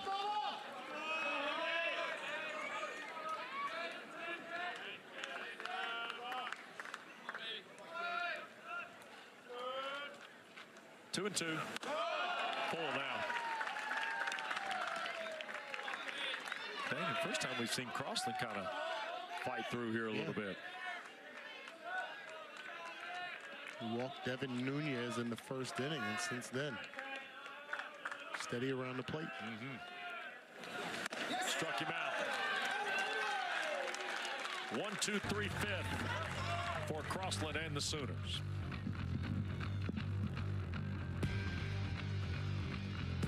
Been telling you all weekend, it is terrific. Such a marvelous job with that group. Nebraska's made a change in right field. Cale Frost, a senior from Gilbertsville, Iowa, and a transfer from South Dakota State, has come in to play right field to replace Butenbach. Here in the 6th, and there's a fly ball straight away center field. Silva. We'll take a look and pull it in off the bat of Mudley. Scott, you and I were discussing, we actually talking on air about Skip Johnson and his coaching staff and coming onto the scene in the SEC and what he's been able to do and what he was able to do in the Big 12 and in recent years. Definitely got to give credit to his coaching staff as well. Todd Butler, Reggie Willits, Russell Rayleigh. Totally agree. And we were talking about the NIL. I'm interested to find out you've been around multiple sports for many years. The NIL, your perspective on it. Oh boy. 2-0 pulled foul. I don't have any issue with compensation. I am of the belief, though, that the more the business side of this takes shape, the more balance has to be created. And you have a perspective that when I hear people who have done what you've done, benefit from the college experience, benefit from the professional experience to, then have a professional and a personal life that, has been rewarded. Right? Yes. I think that message still needs to be found somewhere in this. I agree. Yeah. And I'm of the belief that we can learn a lot from the pro side of this. The more they want to get into it, as we move closer to that, I think it puts a little bit more pressure and a lot more difficulty on coaches. Oh, yeah. Yeah, I got a chance to Todd Butler, I mentioned, the assistant coach for the Sooners. We kind of go back. He recruited several of the kids I coached at the youth level. Class of 2014, I think they were. And so had many interactions back then. Now, that was obviously before NIL. And just in talking with him here at the regional and other coaches and hearing how they have to factor all this in, the transfer portal opens up tomorrow. Yeah, that's correct. So how you're maneuvering, trying to win a regional, trying to get to a super regional, trying to attain your goals between the lines and on the diamond, but then also fielding phone calls and emails and trying to navigate all that traffic of the transfer portal and what money you can offer and so on and so forth. It's just an extra dynamic. Yeah. Makes it a little bit more challenging, but it's been necessary. It's way overdue. No question. Ball down the line and right. This is a long run for Frost, and he can't hang on to it. Cale Frost was taking a shot on his first defensive chance and had a chance to make a play in foul territory and couldn't finish it. A great effort by Frost out there, and not comfortable or not familiar with the surroundings here. Don't know how close you are to the fence. Just couldn't secure it. Playing in his 29th game today, Cale Frost.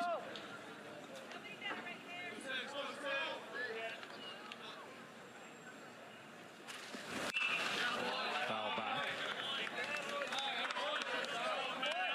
Transfer from South Dakota State.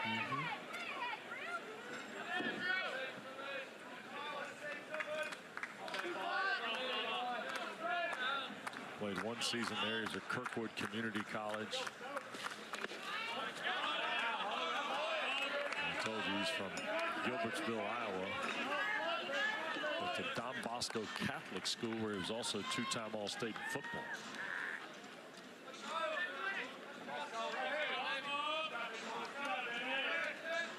One ball, two strikes it is here to Branch.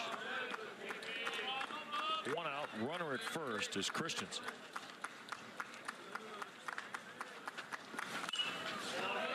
Foul back to stay alive.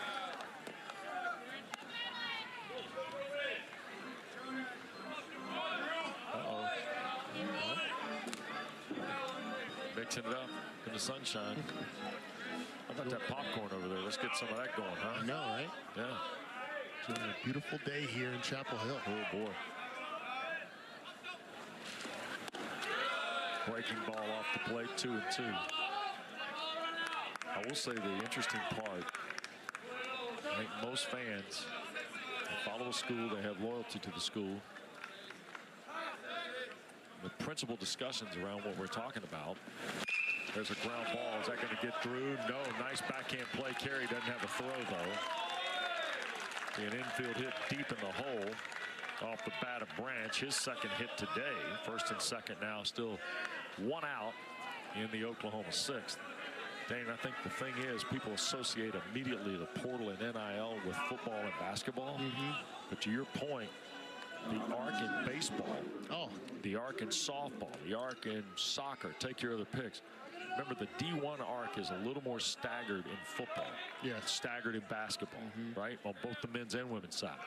In baseball, that arc's not nearly as bent. True. You know? I think in baseball, it's kind of been more prevalent for years when you consider how the higher propensity of guys to go to college, go back to JUCO, transfer back in, all of those different things, sit out and go elsewhere to come back. Yeah, there are times when that's happened in the basketball arena, it's happened in the football arena, but like I've always heard about it on a baseball perspective. You get on campus, maybe a late bloomer, you get on campus, you're sitting, you're not getting at bats, you're not getting innings. Go to JUCO, get some exposure, you know, get those innings in, and now all of a sudden you're the bright shiny coin for a whole host of other schools. I think there's also some concern among coaches that even with the upcoming House settlement, apparently, these roster limits and the way the scholarship distribution is occurring there. And you know what it meant to go to Iowa, but you were a football counter who played baseball. I was free money for the baseball team. That's correct. That's not necessarily, do we know how that's going to work out for guys that want to play two sports again? Do you count both lines? And that has been a lost art, because I've always been on the school of if you to get an athlete is a huge benefit. Not just a baseball player, not just a football player, but an athlete. And how and why schools don't go after two-sport athletes more? Because you can't tell me that we're looking at the cream of the crop right here in this region. And you can't tell me these kids, we looked through their bios, they were high school basketball players, high school football players, Division I recruits in football, decided to go baseball, etc., that there aren't programs around where they would have liked to have the opportunity to play two sports. No question. Here's Willis now after 2 walks and a single with 1 out in the 6th inning for Oklahoma, who already leads 10-0. And Dawson Willis is having a 1-for-3 day and drove in a run along the way. Bases are loaded here with 1 out. That ball to the left. Going back is Swanson. On the track. Tagging at third and scoring will be Sam Christensen. 3rd time Christensen has scored today. Sacrifice fly and an RBI off the bat of Willis. Makes it now 11-0.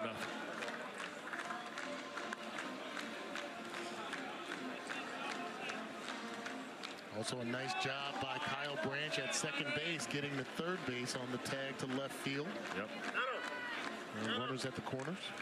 And here's Deshaun Harris, who I thought was really good here last night, finally going to get a crack. So Harris is going to bat for walk.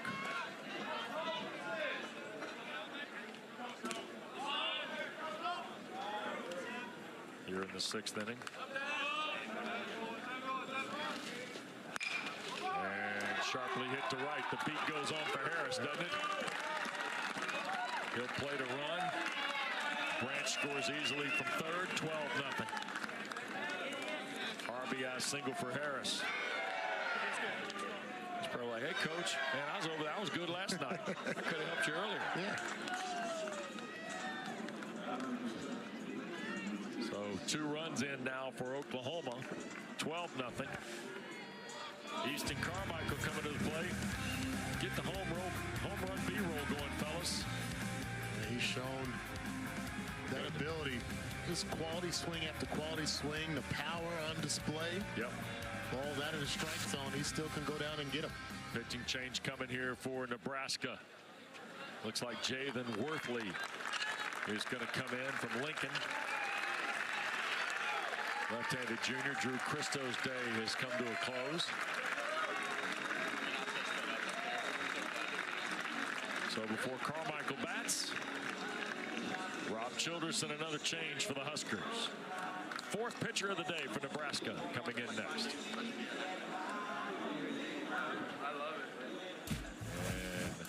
And rolling right along, and Nebraska has gone to their fourth pitcher of the day. Now, for those of you in the ACC, this is Jalen Worthley from Lincoln. Not Worthy. And even though James Worthy wore 52 at Chapel Hill and 42 with the Lakers, this is Jalen Worthley making his 15th appearance. You've seen 19 frames, 22 hits, 12 Ks, 8 walks, and an ERA of 7.5. So here's the young man from Lincoln, left-hander, to get the ball here in the 6th inning. Mainly fastball, curve, slider, and changeup. 88 to 90 miles an hour with his fastball. And these are the pitchers that always gave me challenges in the batter's box. The smaller guys that still threw hard, they hit the ball well. Like the long guys were fine. The 6'5" guys, you can see the ball a mile away. Sure. But the short, compact guys that the ball just exploded out of their arms.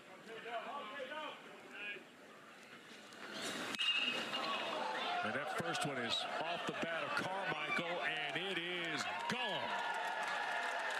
Easton Carmichael over the scoreboard. My goodness.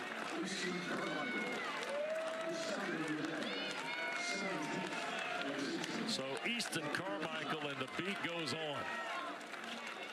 A 3-run homer for the Sooners. Look at this swing right there. Textbook, in your wheelhouse, ready for your pitch. Take full advantage of it. And as you mentioned, over the scoreboard, over the clock, out in left center field. 15-0 Oklahoma. There's a little pump there out as he rounds the bases. A no doubter. Swing and a miss now for Dickerson. First pitch from Worthley.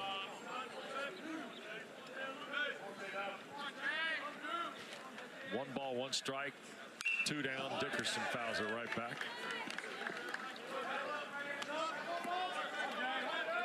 Eighth guy to bat in the inning for Oklahoma. They sent 12 to the plate in the 3rd. They're 8 up here in the 6th. And they have thrown 3 innings of wiggly numbers. That ball caught in foul territory by Frost. And that'll retire Dickerson and the... Welcome back to Chapel Hill. Old coach one time told me, you give up a bunch of wiggly numbers, you're not going to win. Yeah. Ones, those are fines. But 3, 6, and 5, that kind of combination right there usually is trouble. And it's been trouble today. 15 runs for Oklahoma on 14 hits. Nebraska did not help itself with 3 errors in the 1st inning. And the Cornhuskers go to the top of the card here in their half of the 6th with Riley Silva.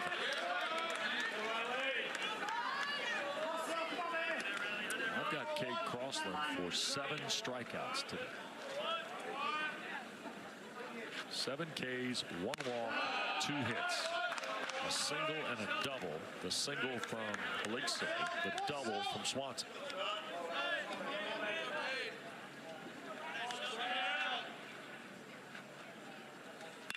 There's the 3rd hit. First for Silva today, dumped into right field to start the 6th. One of the few mistake pitches we've seen from Crossland. Just hangs a breaking ball. Silva's ready for it.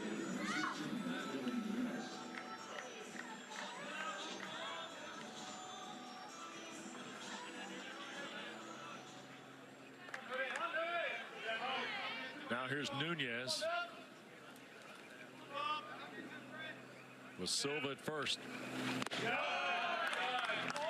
Low ball 1. Nebraska is 1 for 21. in 14 innings against Oklahoma.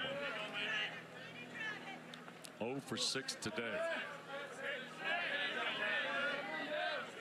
Not putting much production on that screen right there.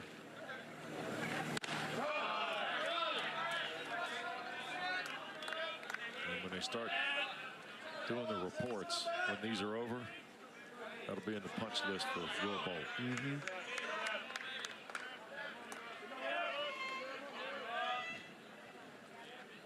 2-0. 3-0 now. Crossland is up to 80 pitches now in the ball game.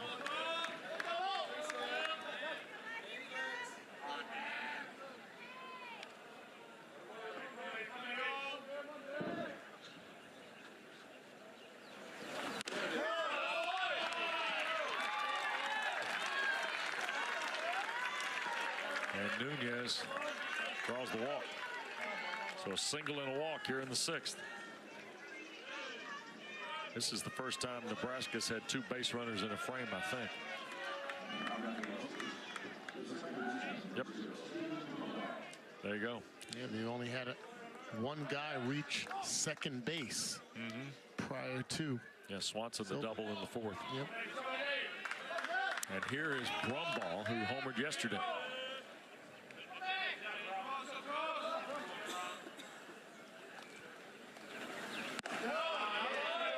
Pitch is low for ball 1.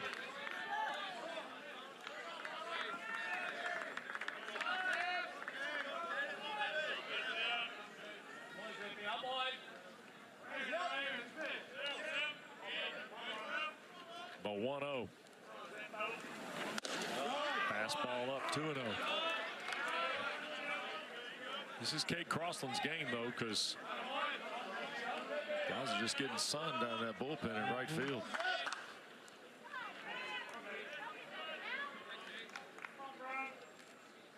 First and second for Nebraska. Towards center. The ball is caught in center field by Harris, who went in to replace Wall. Round number 1.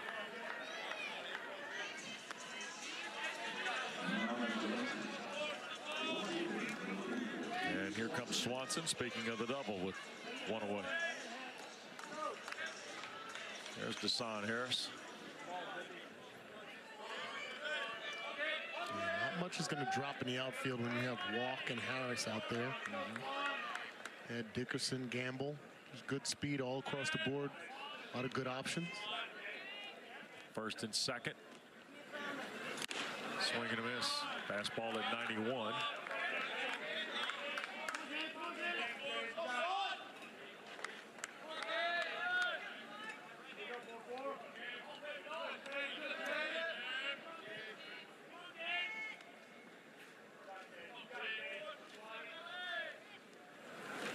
That ball on the ground towards short. Willits had it, dropped it.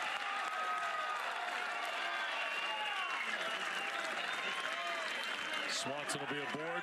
First error of the day on Oklahoma. It looked like Willits at shortstop is trying to get this transfer quickly to try to turn the double play. The speed of Silva, he recognizes that, just could not get the handle on it.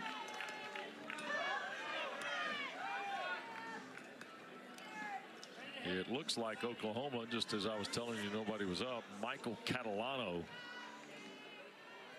I think, has gone to the bullpen and started to loosen up. And Crossland gets a visit from Easton Carmichael. And Skip Johnson's got a lot going on there. Got the notebook out, got the charts.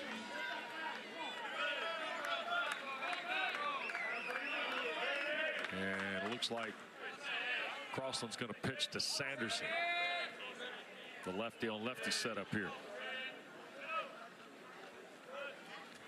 Low for ball 1. Bases loaded. Only 1 out here in the Nebraska 6th.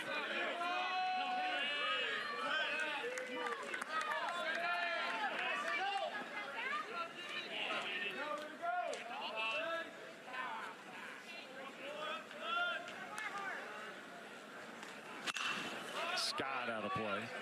1 ball, 1 strike.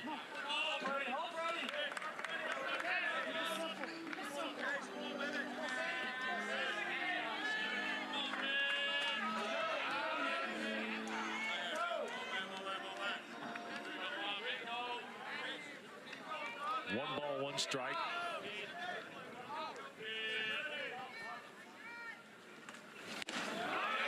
Oh, it's a strike. Yeah.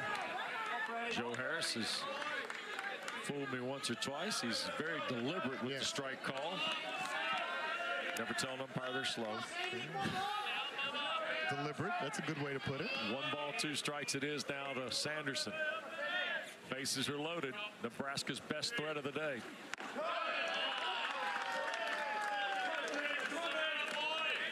Two balls, 2 strikes.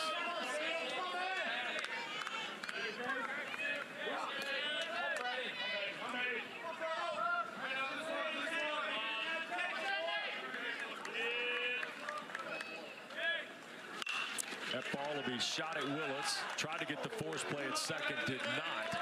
2 away. So a line shot to the shortstop, 2 out. Yeah, almost a double play to get out of this jam here. Pretty close.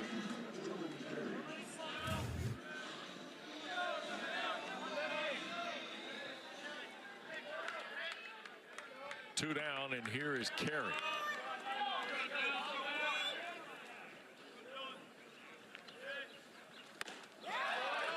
Swing and a miss, 0-1.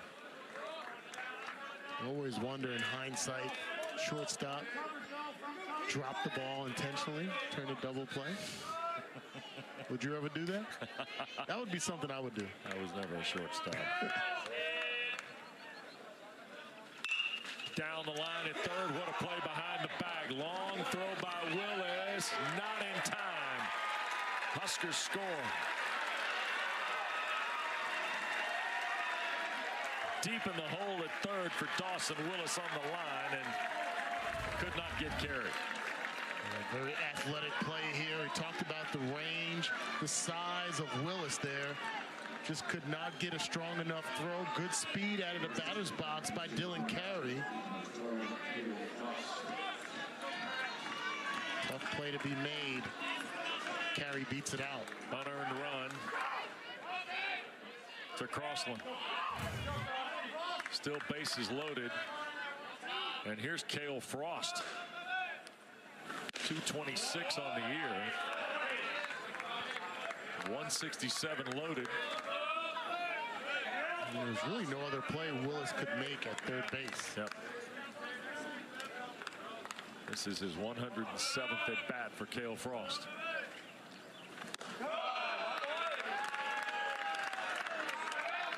Two balls and no strikes.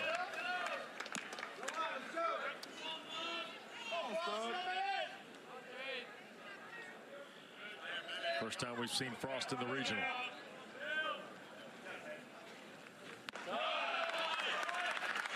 Remember, Nebraska's dealing with Robbie Boland's injury. We've only seen him pinch hit on Friday night. Yep. Have not seen him defensively at all. He said the hamstring that he hurt in the Big Ten tournament last week, about 80%. 3-0. There's a strike. 3-1.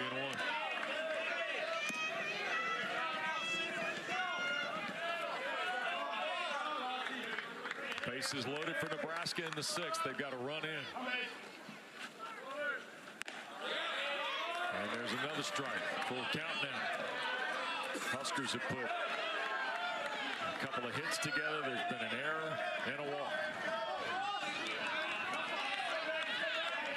Runners will be on the move. Called strike 3, and Frost is punched out. Huskers get a run on 2 hits. There's an error and 3 left. Performance. Dana, I'll give you one guess. How about Easton Carmichael? Good guess. Yes. The power on display on multiple occasions. run over the scoreboard, over the clock. Look at this. Solo in the third, 3-run in the 6th. He threw another one on the board the other night. I mean, whatever. And by the way, really good behind the plate. Oh, yeah. And look at the script. Jackson Willits leads things off. Skies it up on the first base side. Now from second. That's Brumball to make the play. 1 away in the 7th for the Sooners. And that'll bring Mudler back to the dish. 15-1 Oklahoma. 3 in the first, 6 in the third, 1 in the fourth, 5 in the 6th. And the big knock in the 6th was the 3-run homer from Easton Carmichael.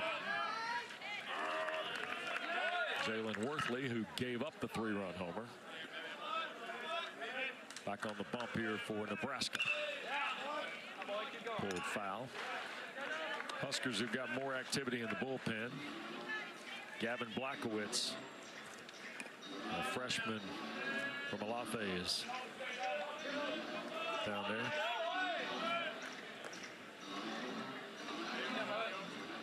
One of your Kansas folks. Since you're right there on the line. Yeah. Missouri. Close. Yeah. 1 ball, 2 strikes.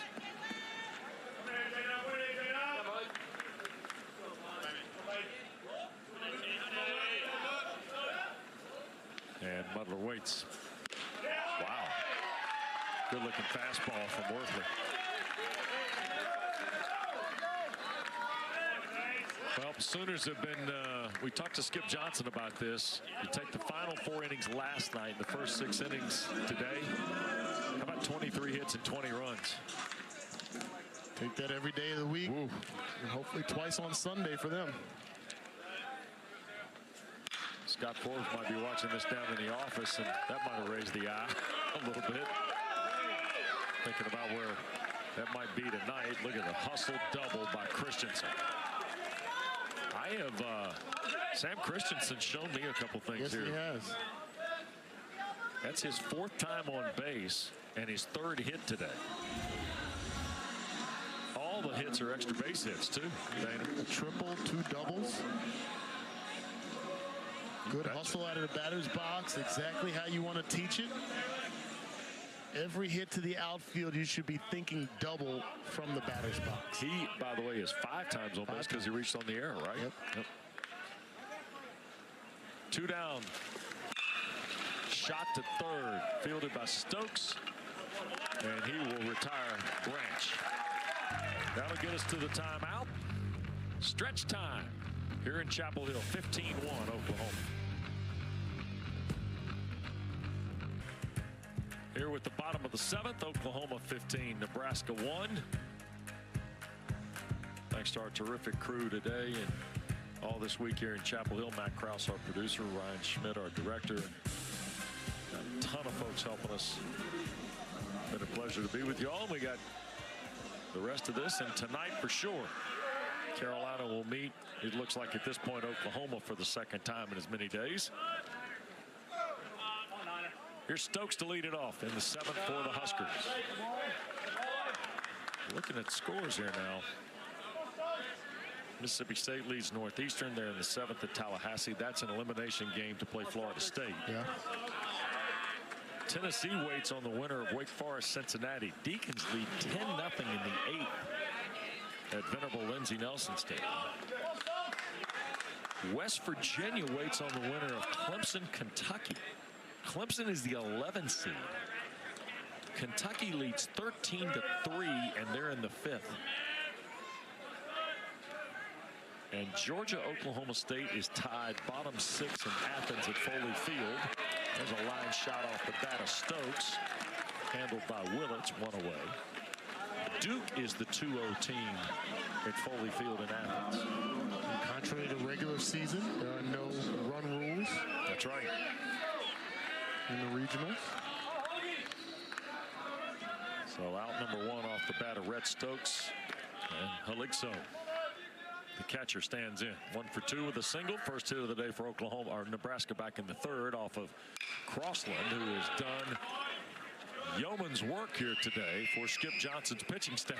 Fly ball out number 2. So here's a little bit of a prompt for you.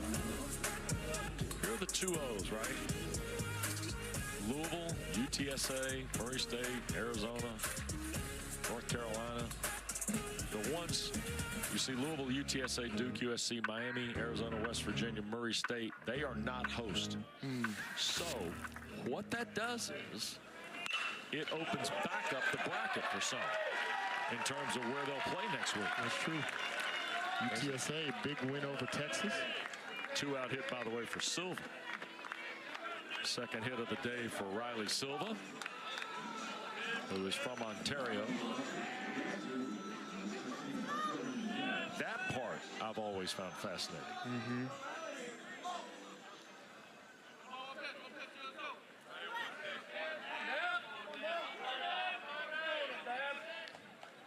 And to work goes Crossland against Nunez, who has walked twice and flied to right. I think it adds extra incentive if you're looking at the Tar Heels, who we'll see later tonight.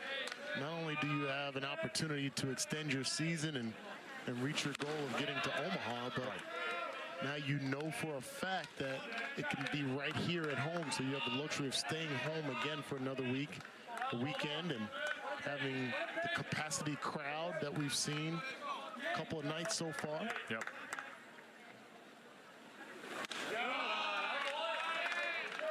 Inside to Nunez.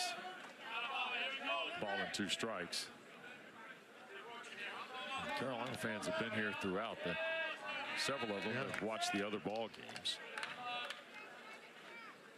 They'll be here tonight. These have been, and I'll say there's a called strike 3 on Nunez. All 4 schools. Holy Cross hasn't been to this event in 8 years, but they represented themselves very nicely when they were here in Nebraska and Oklahoma. And you knew that would happen. Back to Chapel Hill in a moment. Chapel Hill. Yeah.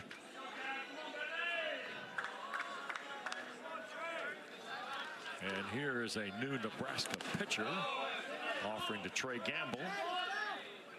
And this is Gavin Blackowitz. 6'3" freshman at just better than 200 pounds.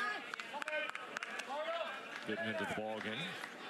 17th appearance, 20 1/3 on the year, Damon. Yeah, freshman getting an opportunity here.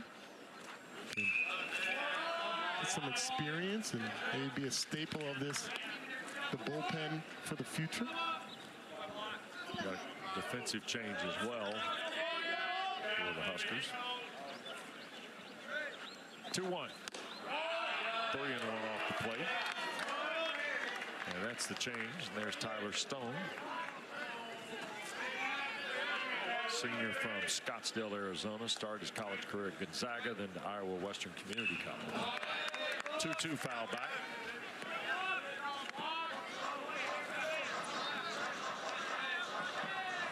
And Will Bolt might be sensing a little bit of the finality of this. Gets a senior and Stone in there. To center field, and coming on is Silva to play it on the hop. Gamble aboard. 3rd time he's been on base. Single here starts the 8th.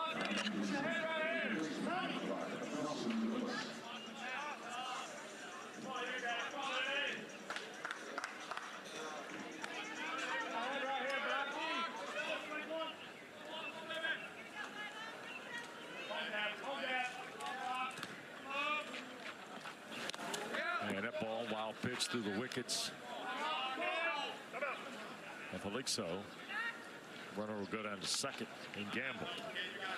Well, the defense had conceded not to hold the runner on at first base, so kind of a handshake gesture between teams that you're not going to steal a base unless there's a pass ball or wild pitch. And so Gamble goes to second there.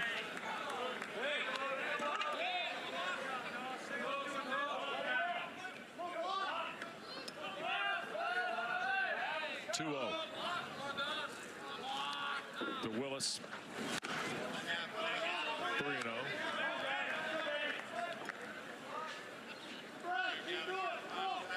Campbell out at second after the pass ball.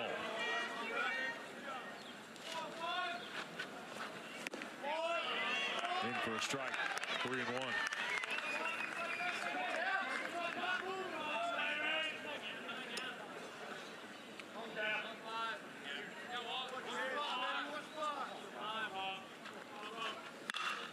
Ripped at third. Nice backhand play by Stokes. Safe is Willis. He held it one beat too long. And that kind of day for Nebraska, because Stokes could have tagged Gamble, who was about halfway to third anyway. And I wonder if that extra shuffle right here was because he actually looked back at the runner. Yeah. And then decided to go to first base. Didn't put much mustard on it. Give credit to Willis, who we talked about has some really good speed, but the hesitation was because of that runner bearing down on him between second and third. Pair of singles, first and third, nobody out.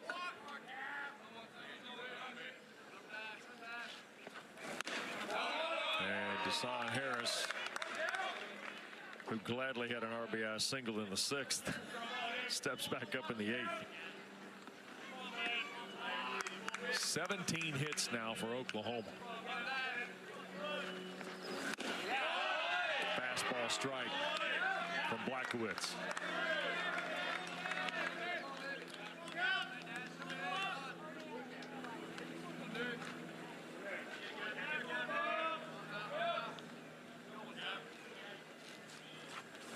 Foul back. 0-2. So you got Gamble at third, Willis at first.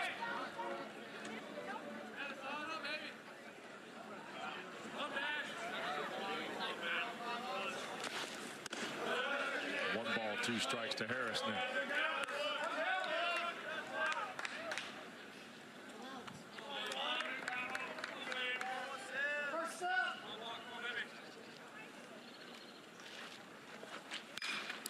Fly ball, gap in left center field. Long run, Silva won't get there.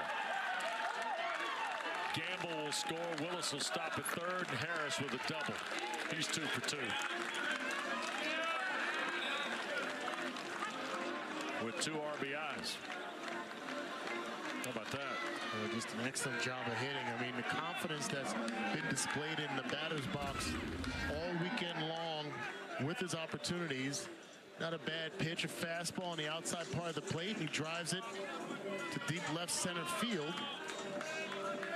Talk about having a long work day. Riley Silva out in center field. Yep. Oklahoma, by the way, has tied their season high for hits with 18. They had 18 against Mizzou on April the 18th. Here's Carmichael. He's hit 2, bidding for 3. Skies this one. Run ball. And at the back of the bag at second for out number 1.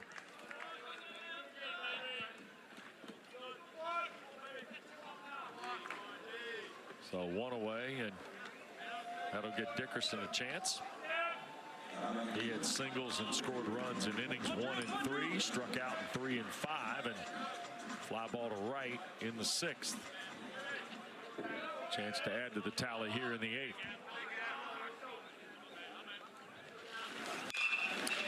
Loops it toward right. Frost is there.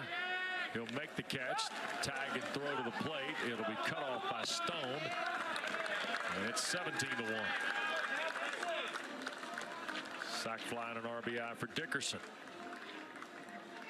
And 2 away. Definitely things to work on, even with this game out of reach. 17-1 base running. Still a premium. Going to extra 90, tagging up, all the things that you want to make a staple of your offense. Oklahoma's able to work on it. Cut on foul.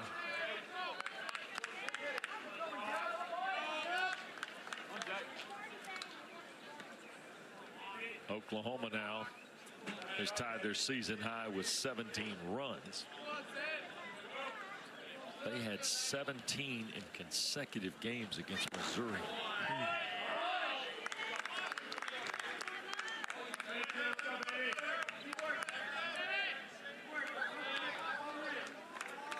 So Willits has a crack here.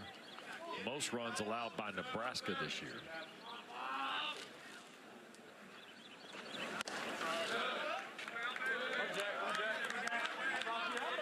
One ball, 2 strikes to Willits.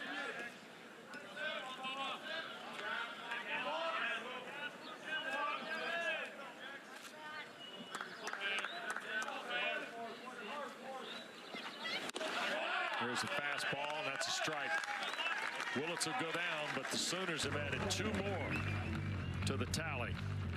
Oklahoma 17, Nebraska 1. Pitches 7 innings, 5 hits, 9 Ks, 2 walks. I mean, that's about as good as you could hope to get if you're Skip Johnson today.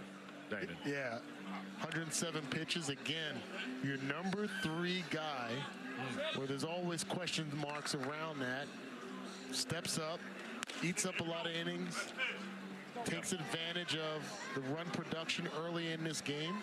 Smooth sailing for Crossland. Yeah, and he frees you up tonight to go whichever route you want to, right? All fresh arms. Yep, you betcha. And here's Catalano making his second appearance of the regional. 22nd of the year. You see the 25 innings, 21 hits, 32 Ks, 8 walks. He's going to pound the zone, and that's exactly what a luxury it is for a young pitcher to be able to come into this circumstance, be on this stage, and the final words out of the bullpen is, hey, just go throw strikes. We're up by 16 runs. Yep. And Catalano works to Brumball to start the 8th for the Huskers.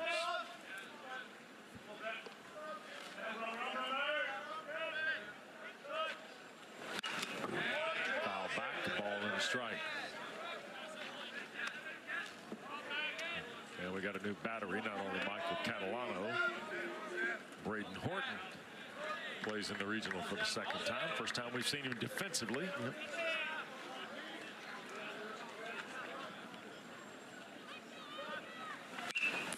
Foul back. Ball and 2 strikes. Just looking across the Sooner manifest here through the first 2 games, I don't think, checking their stats, I don't think we've seen Hensley. Is that right? The pitcher, Reed Hensley? Yeah, we have not. Yeah. So of the guys we have seen, from a pitching standpoint, we've seen both Witherspoons, but we have seen Dylan Crooks. In terms of appearances, Hensley has 22 appearances, only 1 start. Crossland pitched today. He'll be a 5-game winner after today. There's a chopper to third and a long throw, and got it. Boy, what a fine play that is from Willis. Dawson Willis, a terrific play, and long throw to first, and Christensen, who made a heck of a scoop to retire Brumball.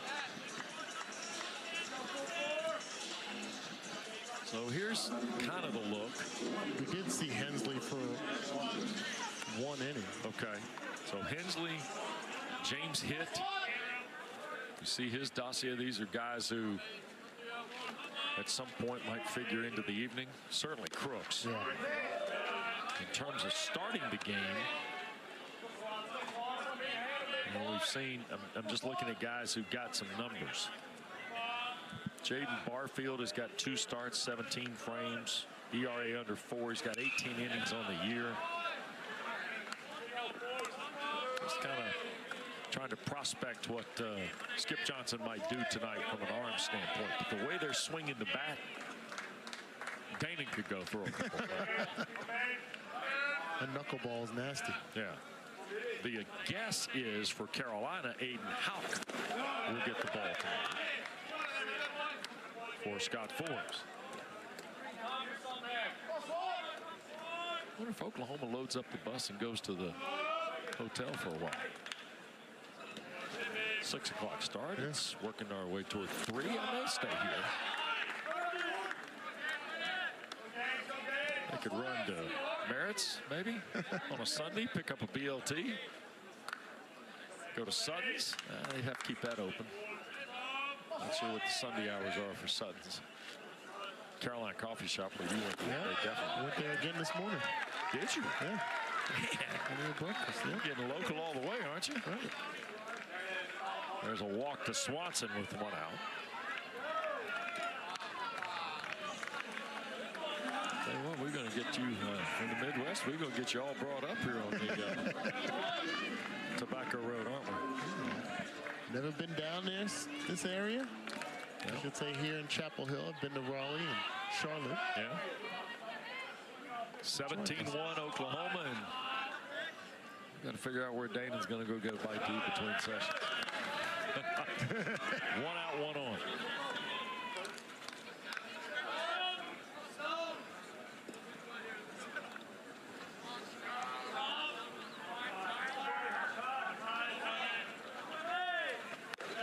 Ball low. 2-0. Could send you over to Durham to get pizza. Really good. Really good pizza down here. Yes, sir. Pizzeria Toro. 2-0.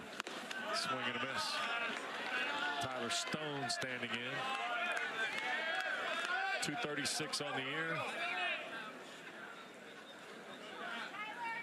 35 hits. He's got 30 RBIs.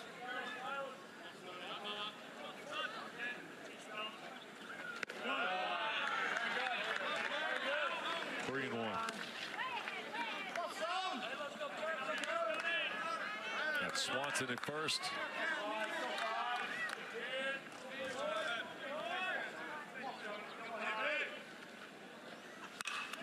Popped it up on the infield. And it is Willis making the play. 2 away.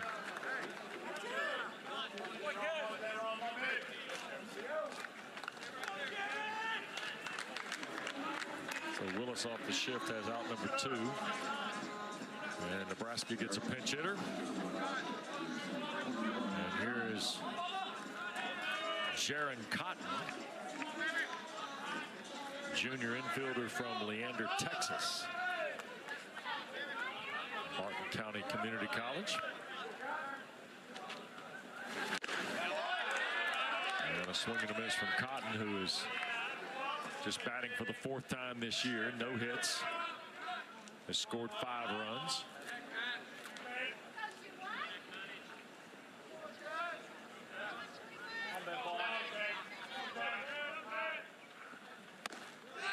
Off the plate. 1 ball, 1 strike.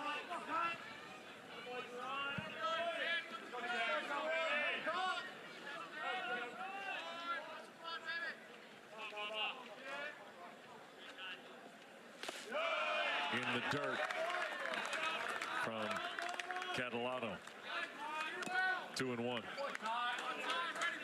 Nice job behind the plate by Horton.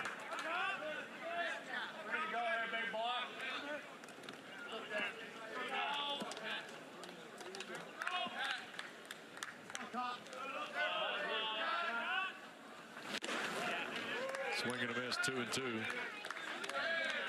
Talk about the carryover effect, Wes, from one game to another, from one night to the next morning. You also have to wonder, you know, as this game draws along, right, if you're the Sooners, like, you want this game to hurry up and get over because you want to be able to have that same kind of energy. Yeah, strikeout here of Cotton takes care of the Huskers. Must have heard you talking. To the 9th we go next.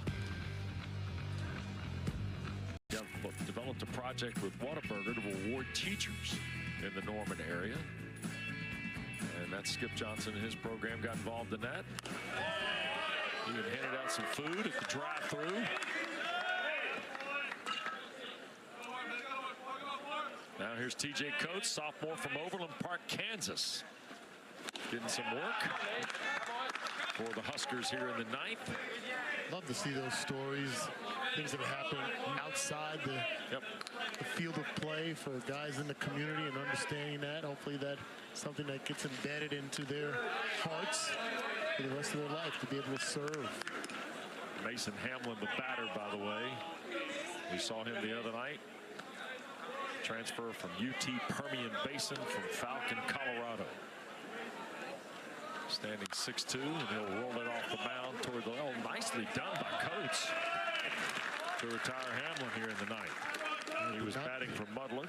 Didn't think he was going to get a chance to field that one. He didn't get off the mound as quickly, but he's able to get a glove on it and get the first out. Yep, nicely done by Coates. Sam Christensen's been on base all 5 times he's stepped in the box today. And last night, I believe he was on 2 of the 3 times, right?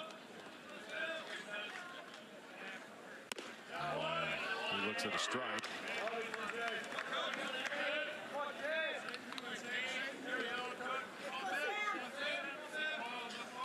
(17-1). 3 in the first for Oklahoma, with 3 Nebraska errors along the way, and man, they were off and running. And Kate Crossland did a terrific job. Yes. For the Sooners.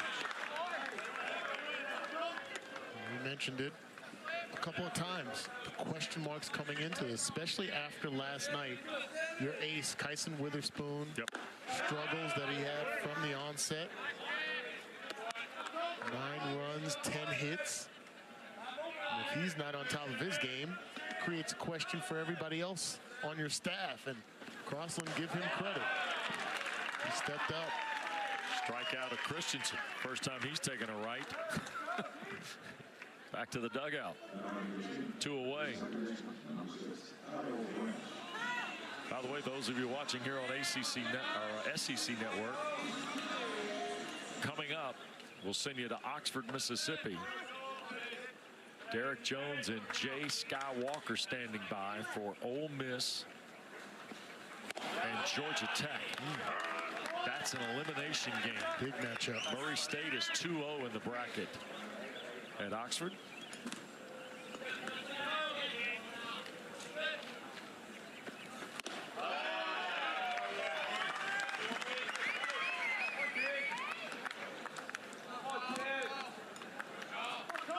It is to Branch.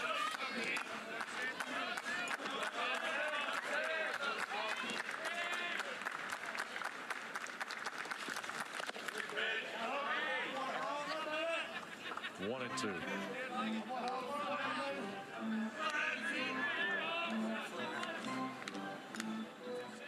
Branch 2 for 4, 2 RBIs.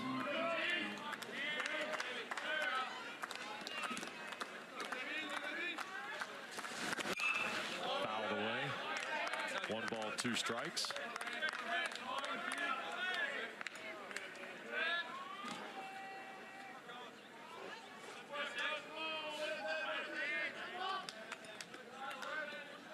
Two outs in the top of the 9th.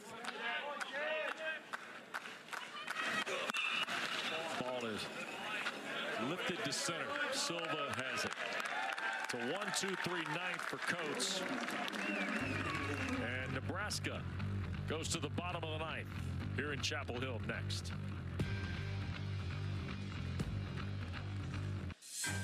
(17-1).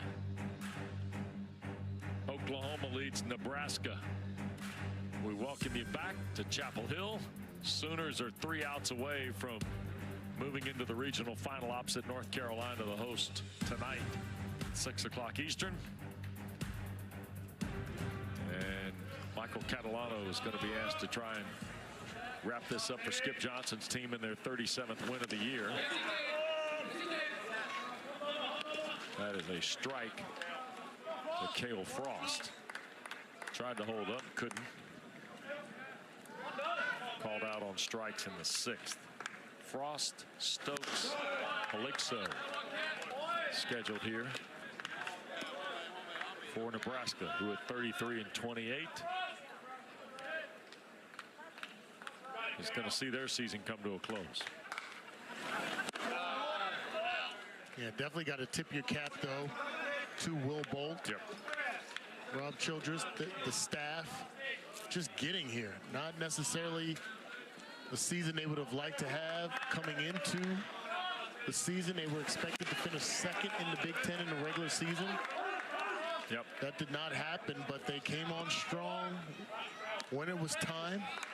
Final weeks of the season, and then amazing efforts in the Big Ten tournament just to get an opportunity to come to a regional.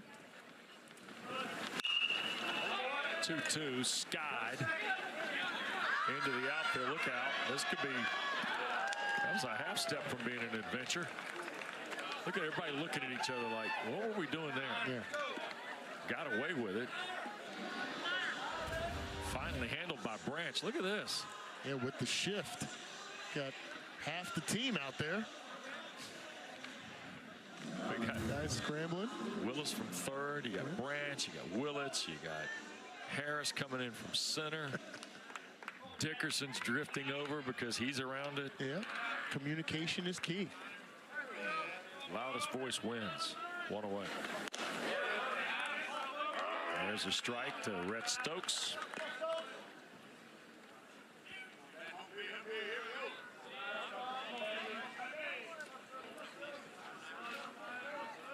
No one. 1 ball, 1 strike.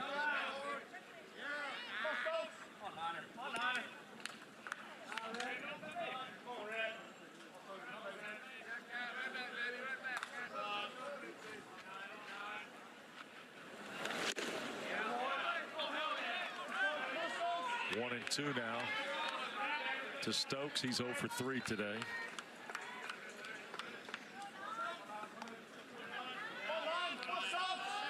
We talked about some of the talent, the young talent that the Huskers have.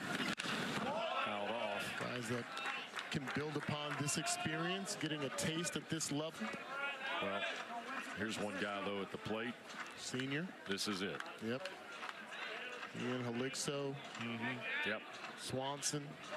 Silva.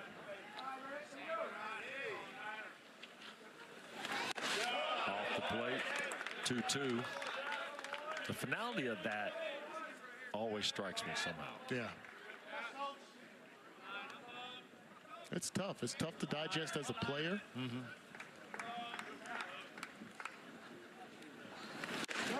There's another one, full count now. Catalano, who had a little bit of a rhythm going, is kind of been just missing here in the last couple throws. I think if I look back on my career, the only time that I experienced the finality with the second out, strikeout by Stokes, was my senior year of football, because my junior year of baseball, I didn't know I was going to be drafted, didn't know I was going to sign and play for the Brewers. So the last game on the diamond, didn't know about it at the time. Yeah. Football, we lost our last game against Minnesota, did not go to a bowl game, so that finality was real, like really real, to have to play 5 years, redshirt, play 4 years, same group of guys, have the success, Rose Bowls, Holiday Bowls, etc., and then lose your senior year and not go to a bowl game. It's a big smack in the face. So I feel for a lot of these guys, these seniors, Halixo, Stokes, Silva, Will Walsh, who started this game. Yeah. It's tough to digest. Gabe Swanson as well. 1 ball, 1 strike to Halixo. Homered here yesterday. Got the first hit of the day today. Tried to hold up. 1 and 2. And again, they were a fly ball from not even getting to this last week in Omaha. Crazy turn of events. Yep. Got a Big Ten title. Off the plate, 2 and 2. Bought themselves a little more runway, but here in Chapel Hill have not been able to generate consistent offense at all. There have been flashes, but not anything like what they've seen from the other 2 teams that are going to be left standing. That ball to right, Halixo's not going to have his last at bat be anything but a sharply hit ball to right field. Second hit of the day for the catcher. Comes with 2 outs and gives Silva a chance. Here's another single. Yeah. Coming off of 2 straight singles, the 6th and the 7th. Going to take Calixto out. He'll get a nice round of applause from the Nebraska folks here. And Will Jeski's going to come in to run at first. Yeah, definitely an emotional time for these guys. Hugs all across the board. Yep. In that dugout, that's how Calixto's greeted.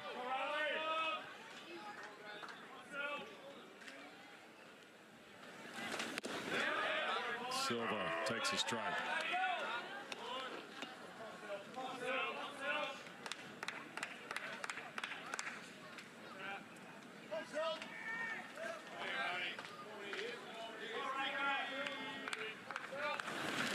Swing and a miss. 0-2.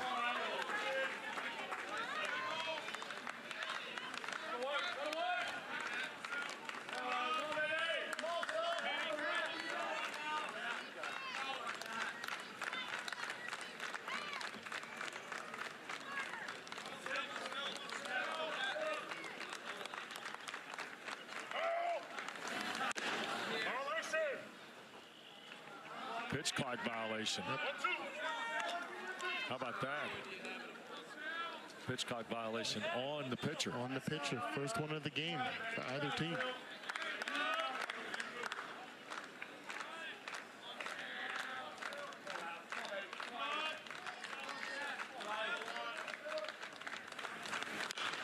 Fouled off at the plate.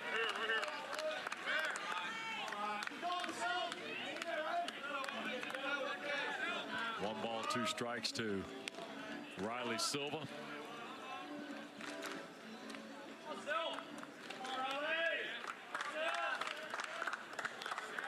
Cambridge, Ontario, Canada. Now 2-2.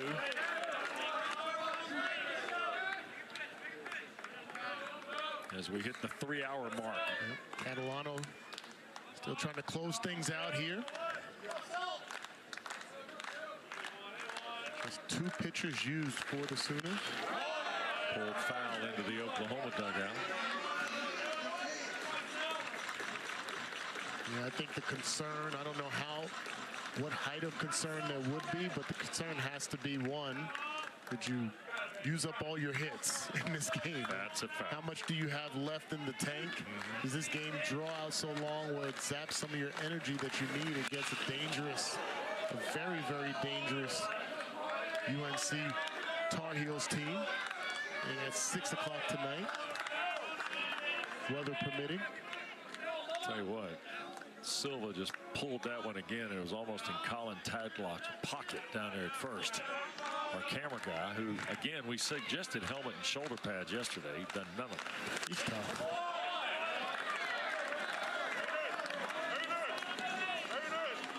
Well, tough is one thing. Line of fire is another. Yes, that's true.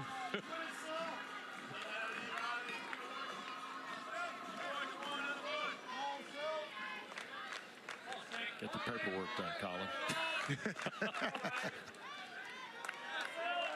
2-2.